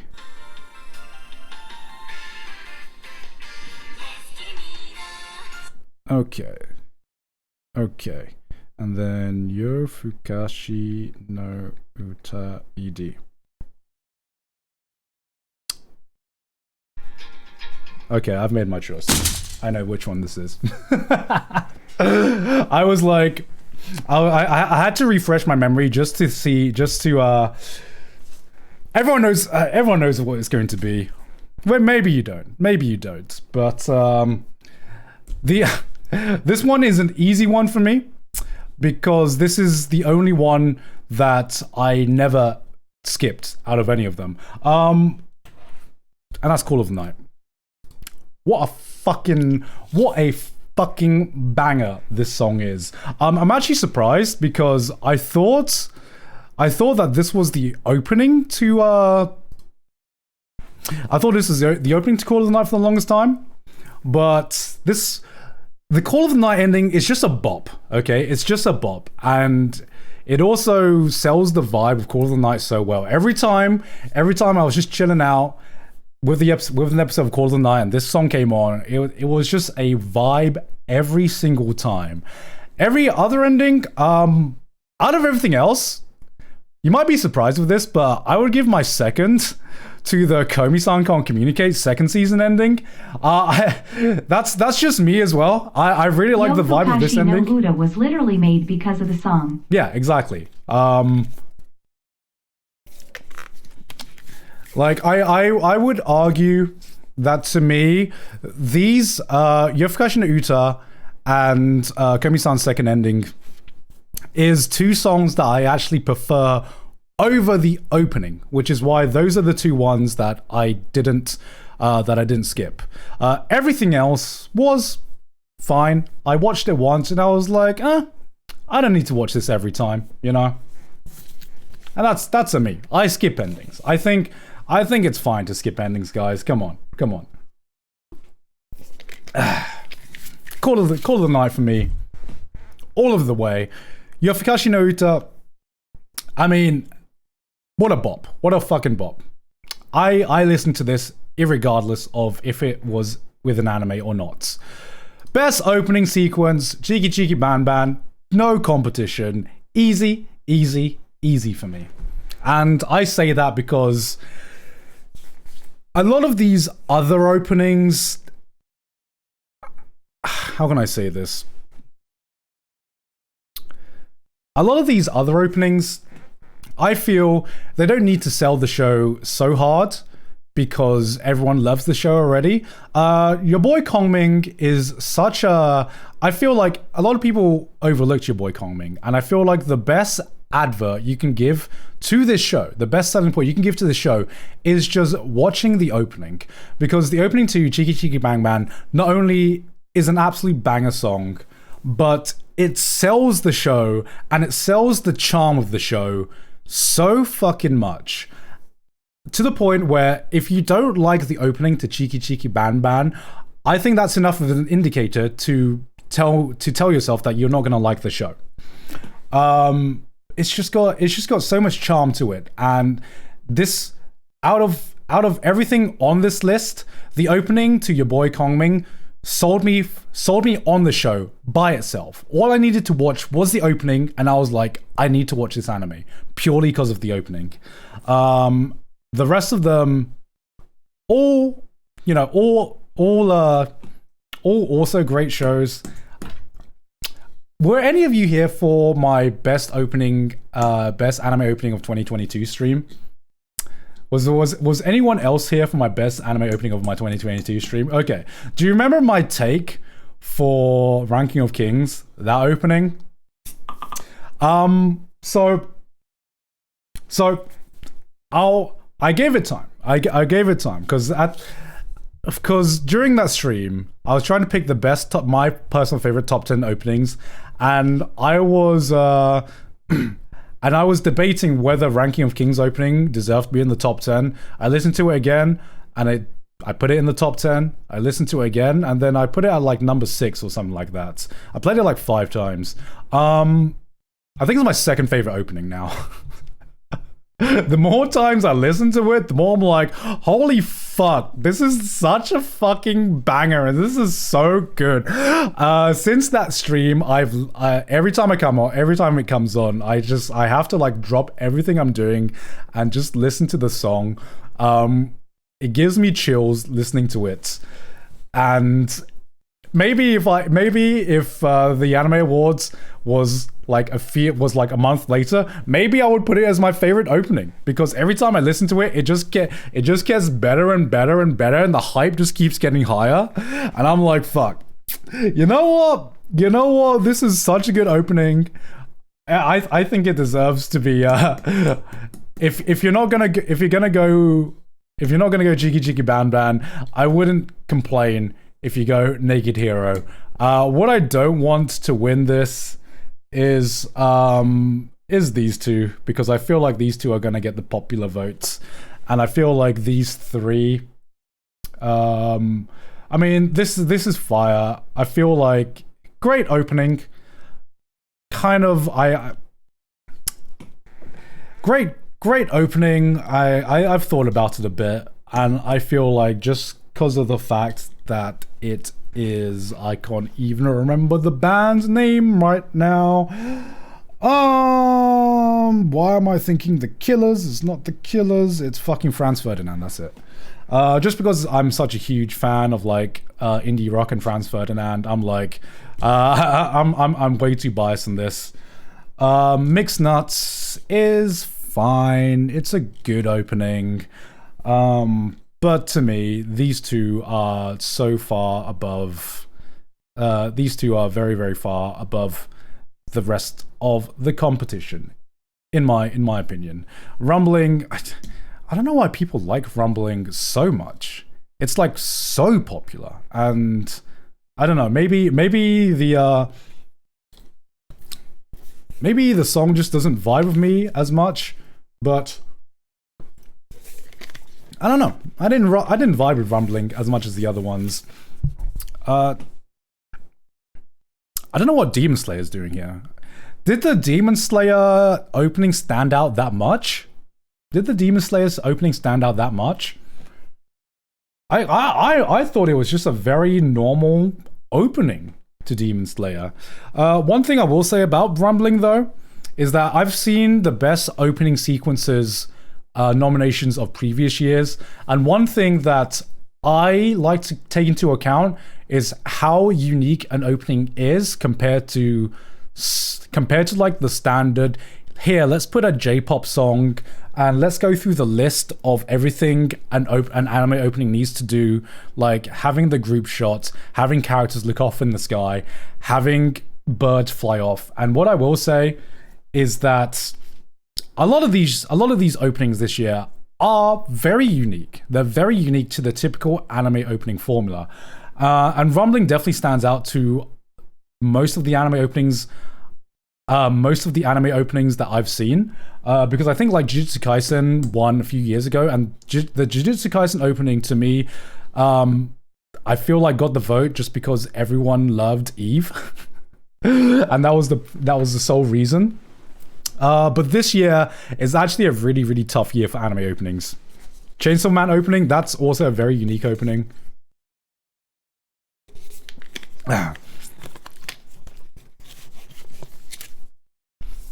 The song is 50% of the opening. True. It's 50%, but like normally, if you have, I would say pretty much all of these have banger songs, and so I got to go with how unique they are, and all of them are pretty damn unique. So there's not really much to separate them aside from personal taste anymore.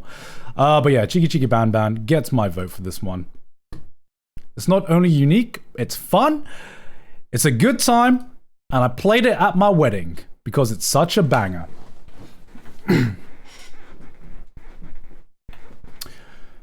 Moving on to Best Continuing Series.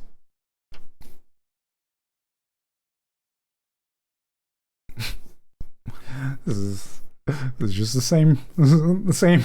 How do we?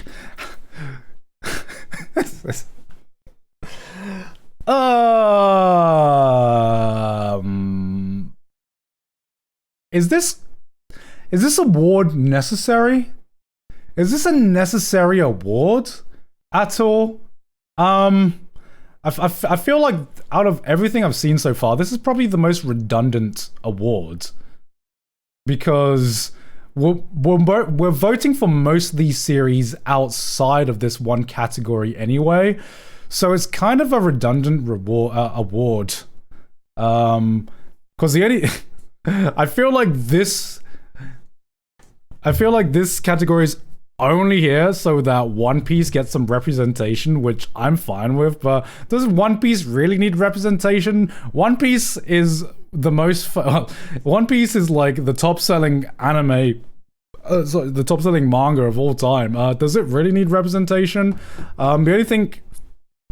The only series I could see ever getting on here are series like One Piece, like Naruto, like fucking, or like the big shonen. I'm trying to think of the best way to categorize what deserves best continuing series.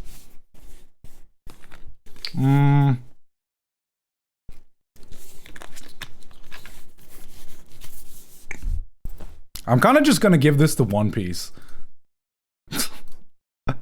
because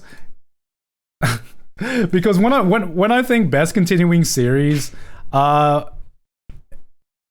every single one of these nominations are just season 2 or season 3s, right? And I'm like, you're getting votes for like every other category in this show. The only show that is actually continuous in all of these nominations is One Piece. So it's kind of just like it's either we're judging by seasons, which is a bit redundant because we're judging by seasons. Where all of these shows are nominated by their season for other categories as well. So the only other thing I can think of is what has been continuing this entire time, and One Piece is just the only show that has been continuous. So I feel like I don't know. I feel like this is just a redundant. It's One Piece and Boruto basically. I feel like this is just a redundant award. I don't know. This is just a redundant reward to me. This is a redundant award. Chat's more than I like what is there to get? Look, here's the thing. Okay, best continuing series. I swear to God, most of these are going to be nominations for best anime of the year anyway. So I'm like, what exactly is the difference? What exactly is the fucking difference? You know, if you vote Attack on Titan for best anime, best continuing series, you're probably gonna vote it for like best anime of the year as well. It's kind of like a redundant award for me. Sorry, that's a million times you said redundant. I want them to know, okay? I want them to know. No. Alright, best new series. Okay.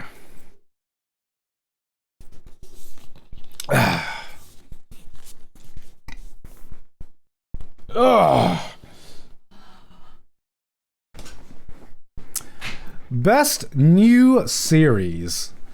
So, this is between Call of the Night, Cyberpunk Edge Runners, Licorice Recoil, My Dress Up Darling, Spy X Family, and your boy Kongming.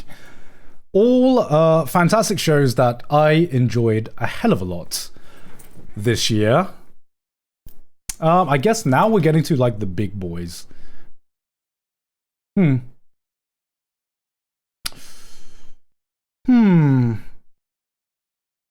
Alright, you know what? I'm gonna go back on my previous one. Because maybe I misunderstood that. Because I feel like now we're getting to like the big categories. And a lot of the winners for all of these categories are gonna... Where the heck are the summertime rendering nominations? That's true, actually. Where is Summertime Render? It makes me sad, because that just means a lot of people didn't watch Summertime Render. And I definitely feel like it definitely deserves to be a nomination for Best New Series. Yeah, definitely. It definitely deserves a nomination for that. Okay, I see now. Best Continuing Series. Can I unvote this? Fuck!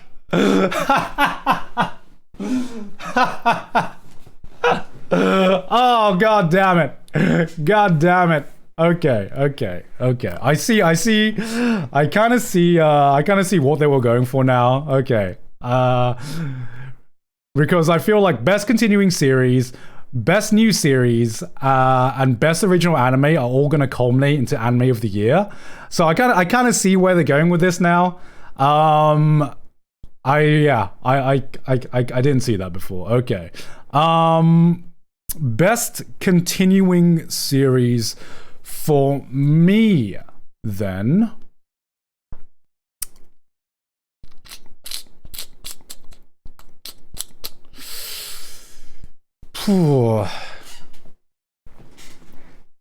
Best continuing series for me, it would be a toss-up between Kaguya-sama and Made in Abyss. It would be a toss-up between these two.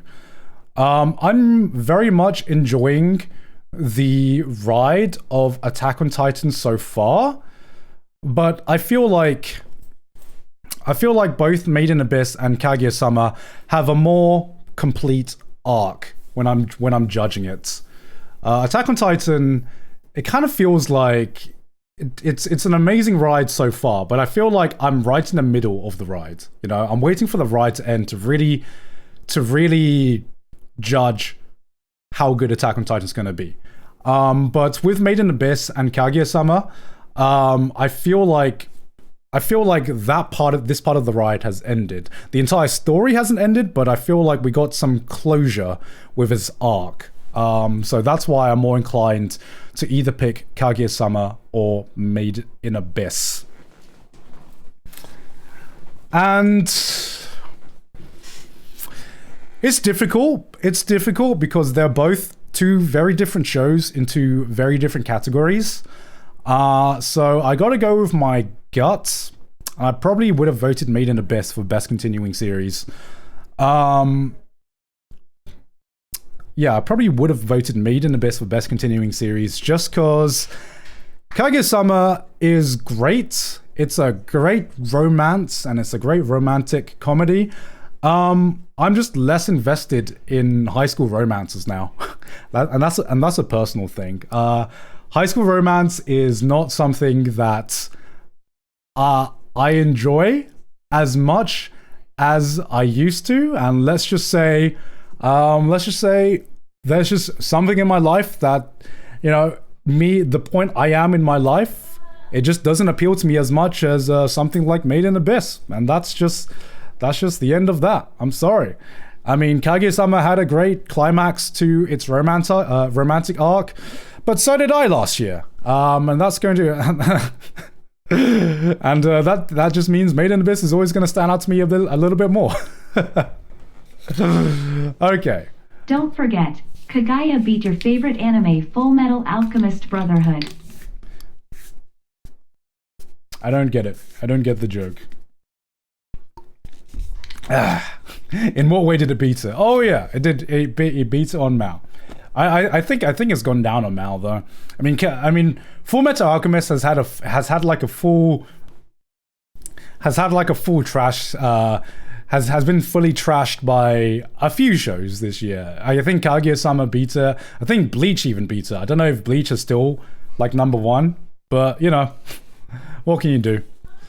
Best new series. So I feel like I'm glad a lot of these shows has gotten nominated. I'm glad Call of the Night has been nominated. I'm glad Licorice Recall got nominated.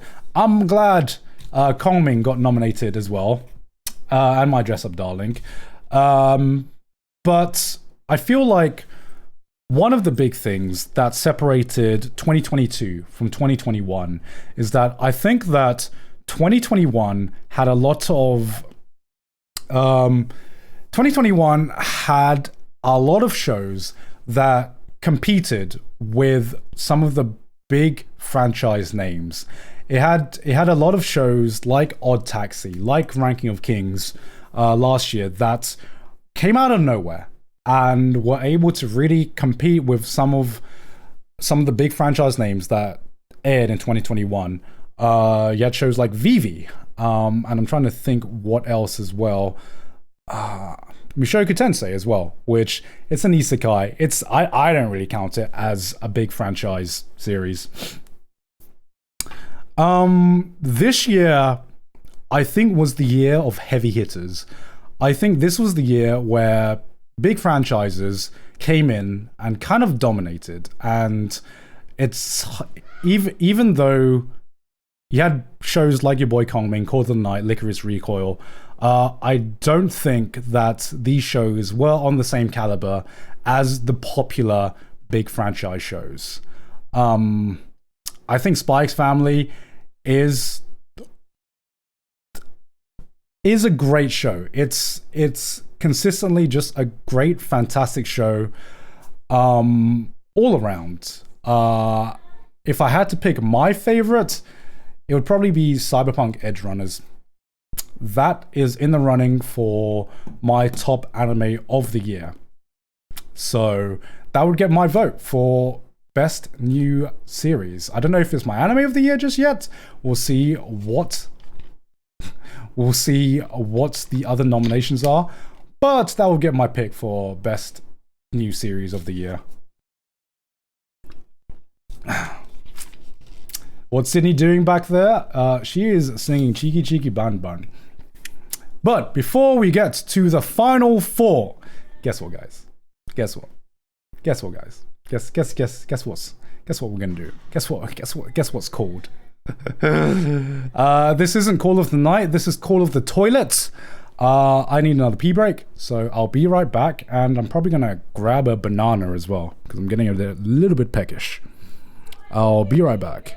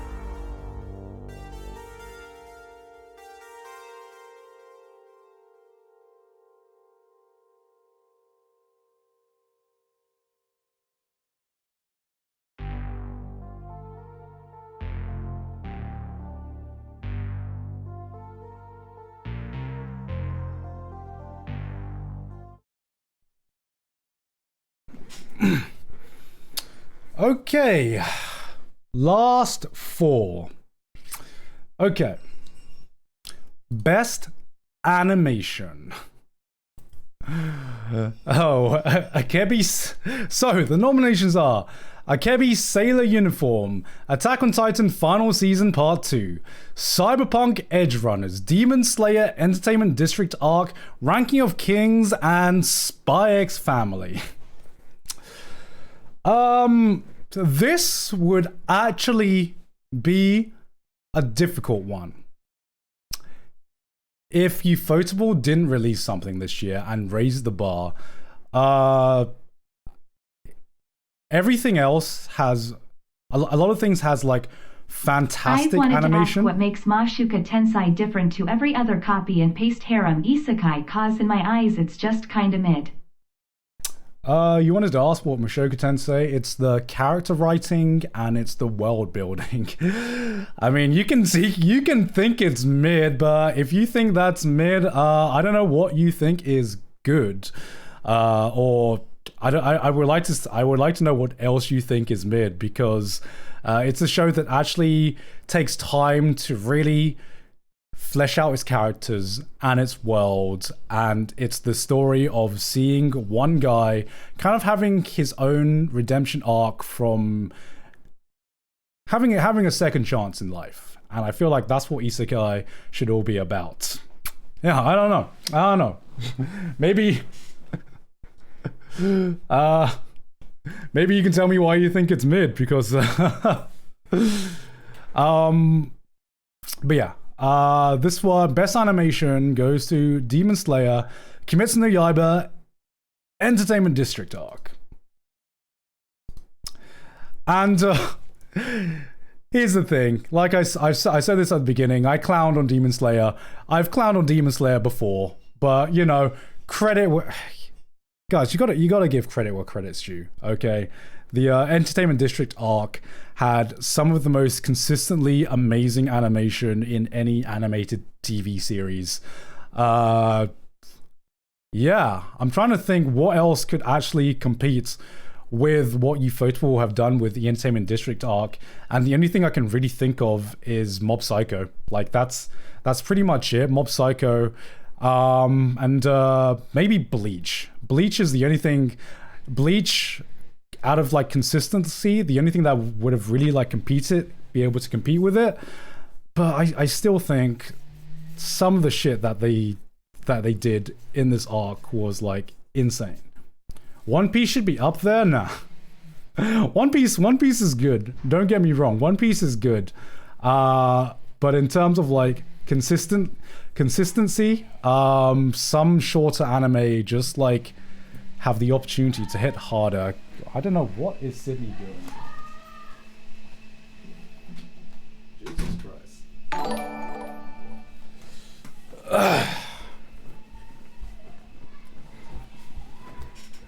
One thing I will say though is that shouldn't Mushoku Tensei be nominated in this? Huh? Shouldn't Mushoku Tensei be nominated in this if we're counting for 2021 anime? It keeps going. It keeps going, man. Shouldn't it be at least nominated in this? Come on, guys, come on. I'm gonna be fighting this fight till the day I die. We need to give Mushoku Tensei another chance. That's all I'm saying. Oh man, moving on. 2. Best character design.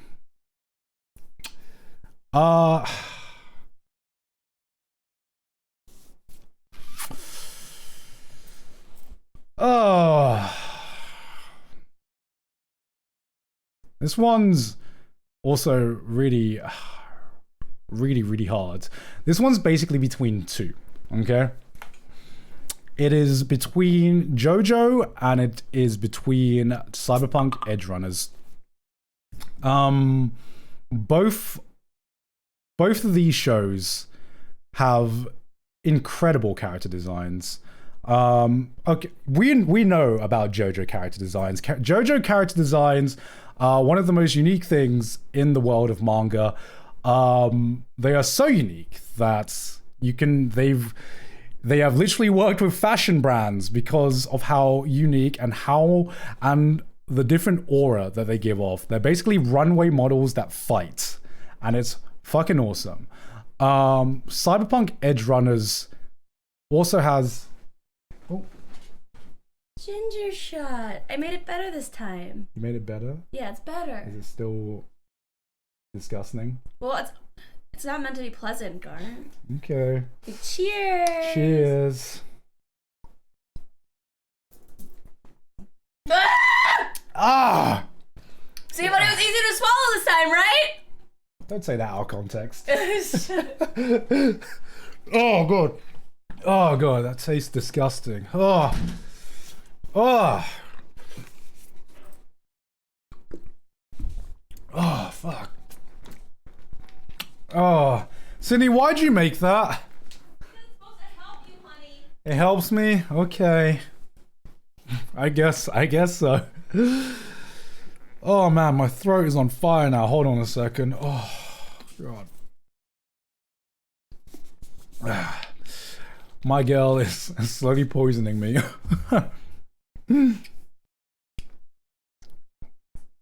Oh, okay. One thing I love about Cyberpunk Edge Runners.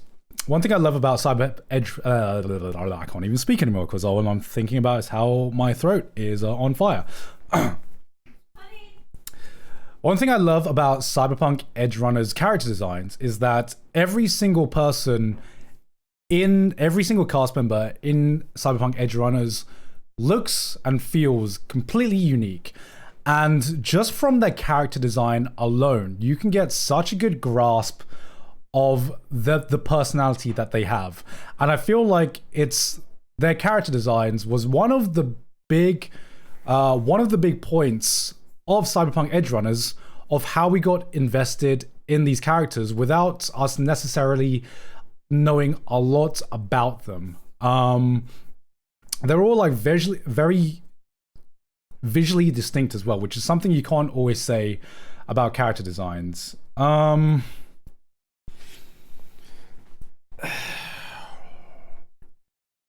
Trigger's kind of the GOAT when it comes to great character designs. Do I want to give another one to Cyberpunk Edge Runners, or should I give this to JoJo? Oh, this is hard. This is hard. Honestly,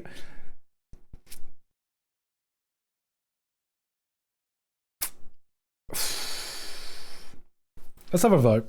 Let's have a vote. I want to see what you guys think. I've made my choice. I've made my choice. I want to see what you guys think.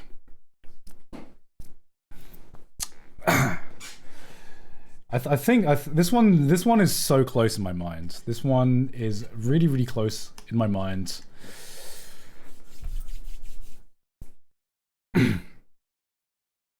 Are there still mods in the chat? Okay.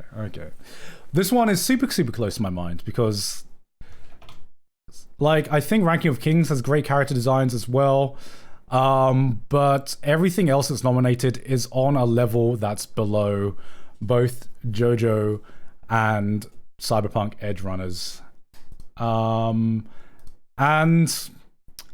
even though I really want to represent my fellow dick suckers, this is just a masterclass of character design. Of anime character design in every way, shape, or form. It is an absolute masterclass of character design, and I'm going to take the dick out of my mouth for a second, and I'm going to give it to Cyberpunk Edge Runners, who has gotten a lot of my votes this year.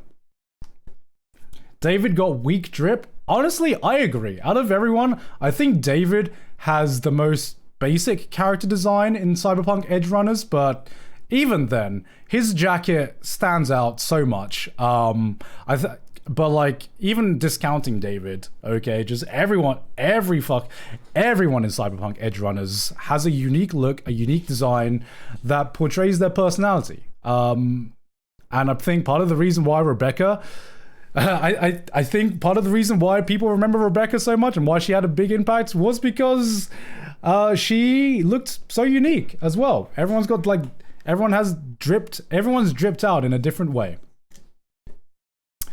All right, moving on. Best original anime. So I think that this year, 2021 was pretty stacked in original anime. We had shows like Odd Taxi, like VV. You know, I think this year was a little bit weaker in terms of original anime. I'm glad that some of these are getting some representation. I watched at least 2 episodes of all of these shows, and some of them just didn't really appeal to me. I really liked what they tried to do with Healer Girl. It was kind of like a musical anime. That wasn't really my thing. The only 2 that really stand out to me is Birdie Wing and Licorice Recoil. I think Birdie Wing is actually massively underrated. I think a lot of people didn't watch this because it's a golf anime, but holy shit, if you want to have fun watching an anime, watch Birdie Wing. When you think anime, this is the most anime that anime can get, okay? Oh man, it's like Birdie Wing was so much fun. God damn. But if I think what is the best overall package, it's Licorice Recoil. Licorice Recoil was overall the best overall package of anime original shows, in my mind. That gets my vote. Alright, Chisato too OP, man. The girls are just too cute, okay?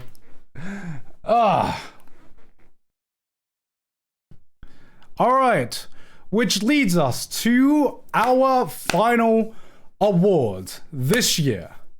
And the nominations for Anime of the Year are Attack on Titan Final Season, Cyberpunk Edgerunners, Demon Slayer Entertainment District Arc, Licorice Recoil, Ranking of Kings, and Spy X Family. You know what? I feel like this Anime of the Year nominations is actually pretty damn weak because we didn't include 4. A lot of these shows have been nominated, and a lot of these shows have been nominated before, and I've talked about them a lot before.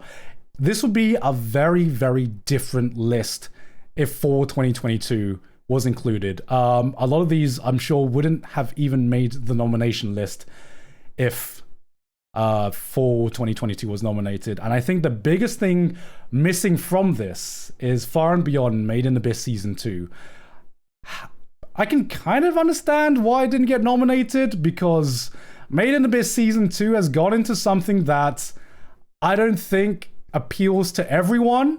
Like, I wouldn't wish, I wouldn't wish depression on people, but that's what I'm kind of doing when I recommend Made in Abyss. I'm very, very surprised Kaguya Season 3 isn't on here. That would have made things a lot more difficult to pick, in my opinion. I think this one's, out of everything here, this one's pretty easy. Because Attack on Titan's great. Attack on Titan's probably gonna win. But I don't feel like I got the complete package with Attack on Titan, because it's still ongoing, man. It's still ongoing, okay? Out of all of these that gave me the most complete experience, it's Cyberpunk Edgerunners. And I know I've voted for Cyberpunk Edgerunners a lot in this, but I've also voted for Attack on Titan a lot this. But out of everything, Cyberpunk Edgerunners just gave me the most complete experience. It's a story that's done. The ending made me fucking depressed as shit. And I still think episode 6 was the best singular episode of the year. So it's Cyberpunk Edgerunners for me.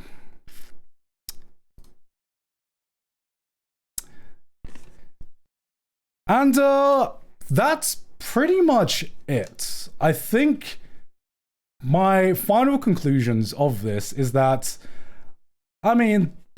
my biggest discrepancies are with Anime of the Year. I think Made in Abyss Season 2 and Kaguya-sama Season 3 definitely deserve an Anime of the Year nomination. That made picking Cyberpunk Edgerunners pretty easy for me, because out of everything that was nominated, that was one that gave me the most complete experience. If Kaguya-sama Season 3 and Made in Abyss Season 2 had been nominated, it would be a lot harder. It'd be a hell of a lot harder. I think one big problem with this year's anime awards is they've absolutely nerfed themselves by not including Fall 2020. This feels like a nerfed list, honestly.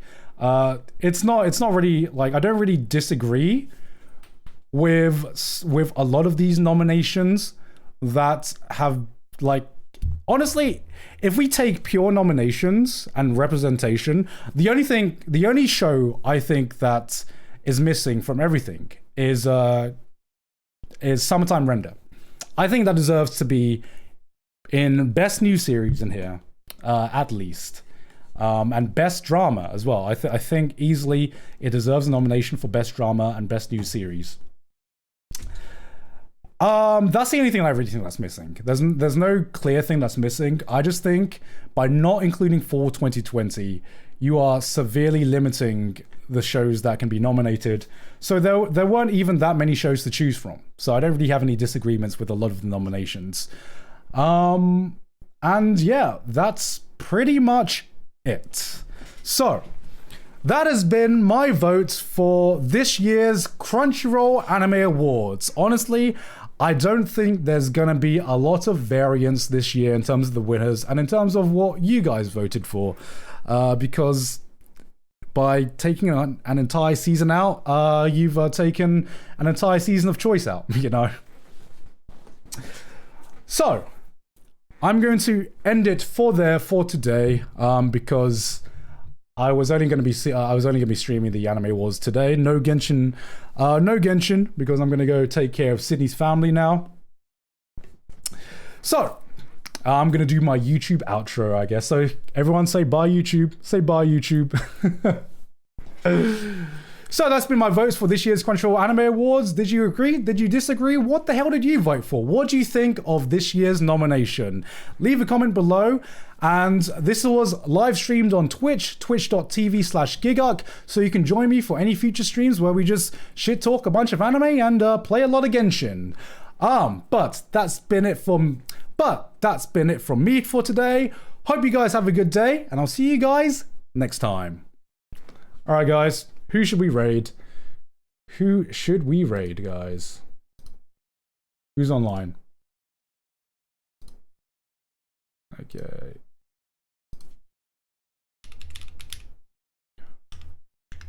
I feel like I raid Rob or Pete every time, so I'm gonna try and raid someone different, maybe.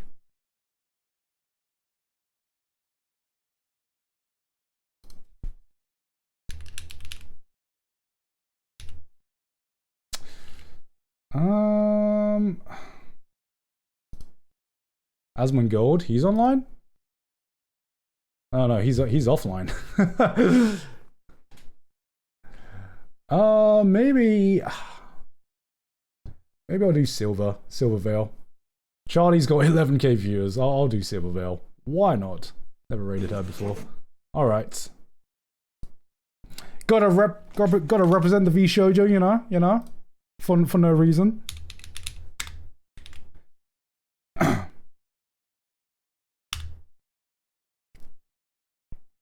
All right.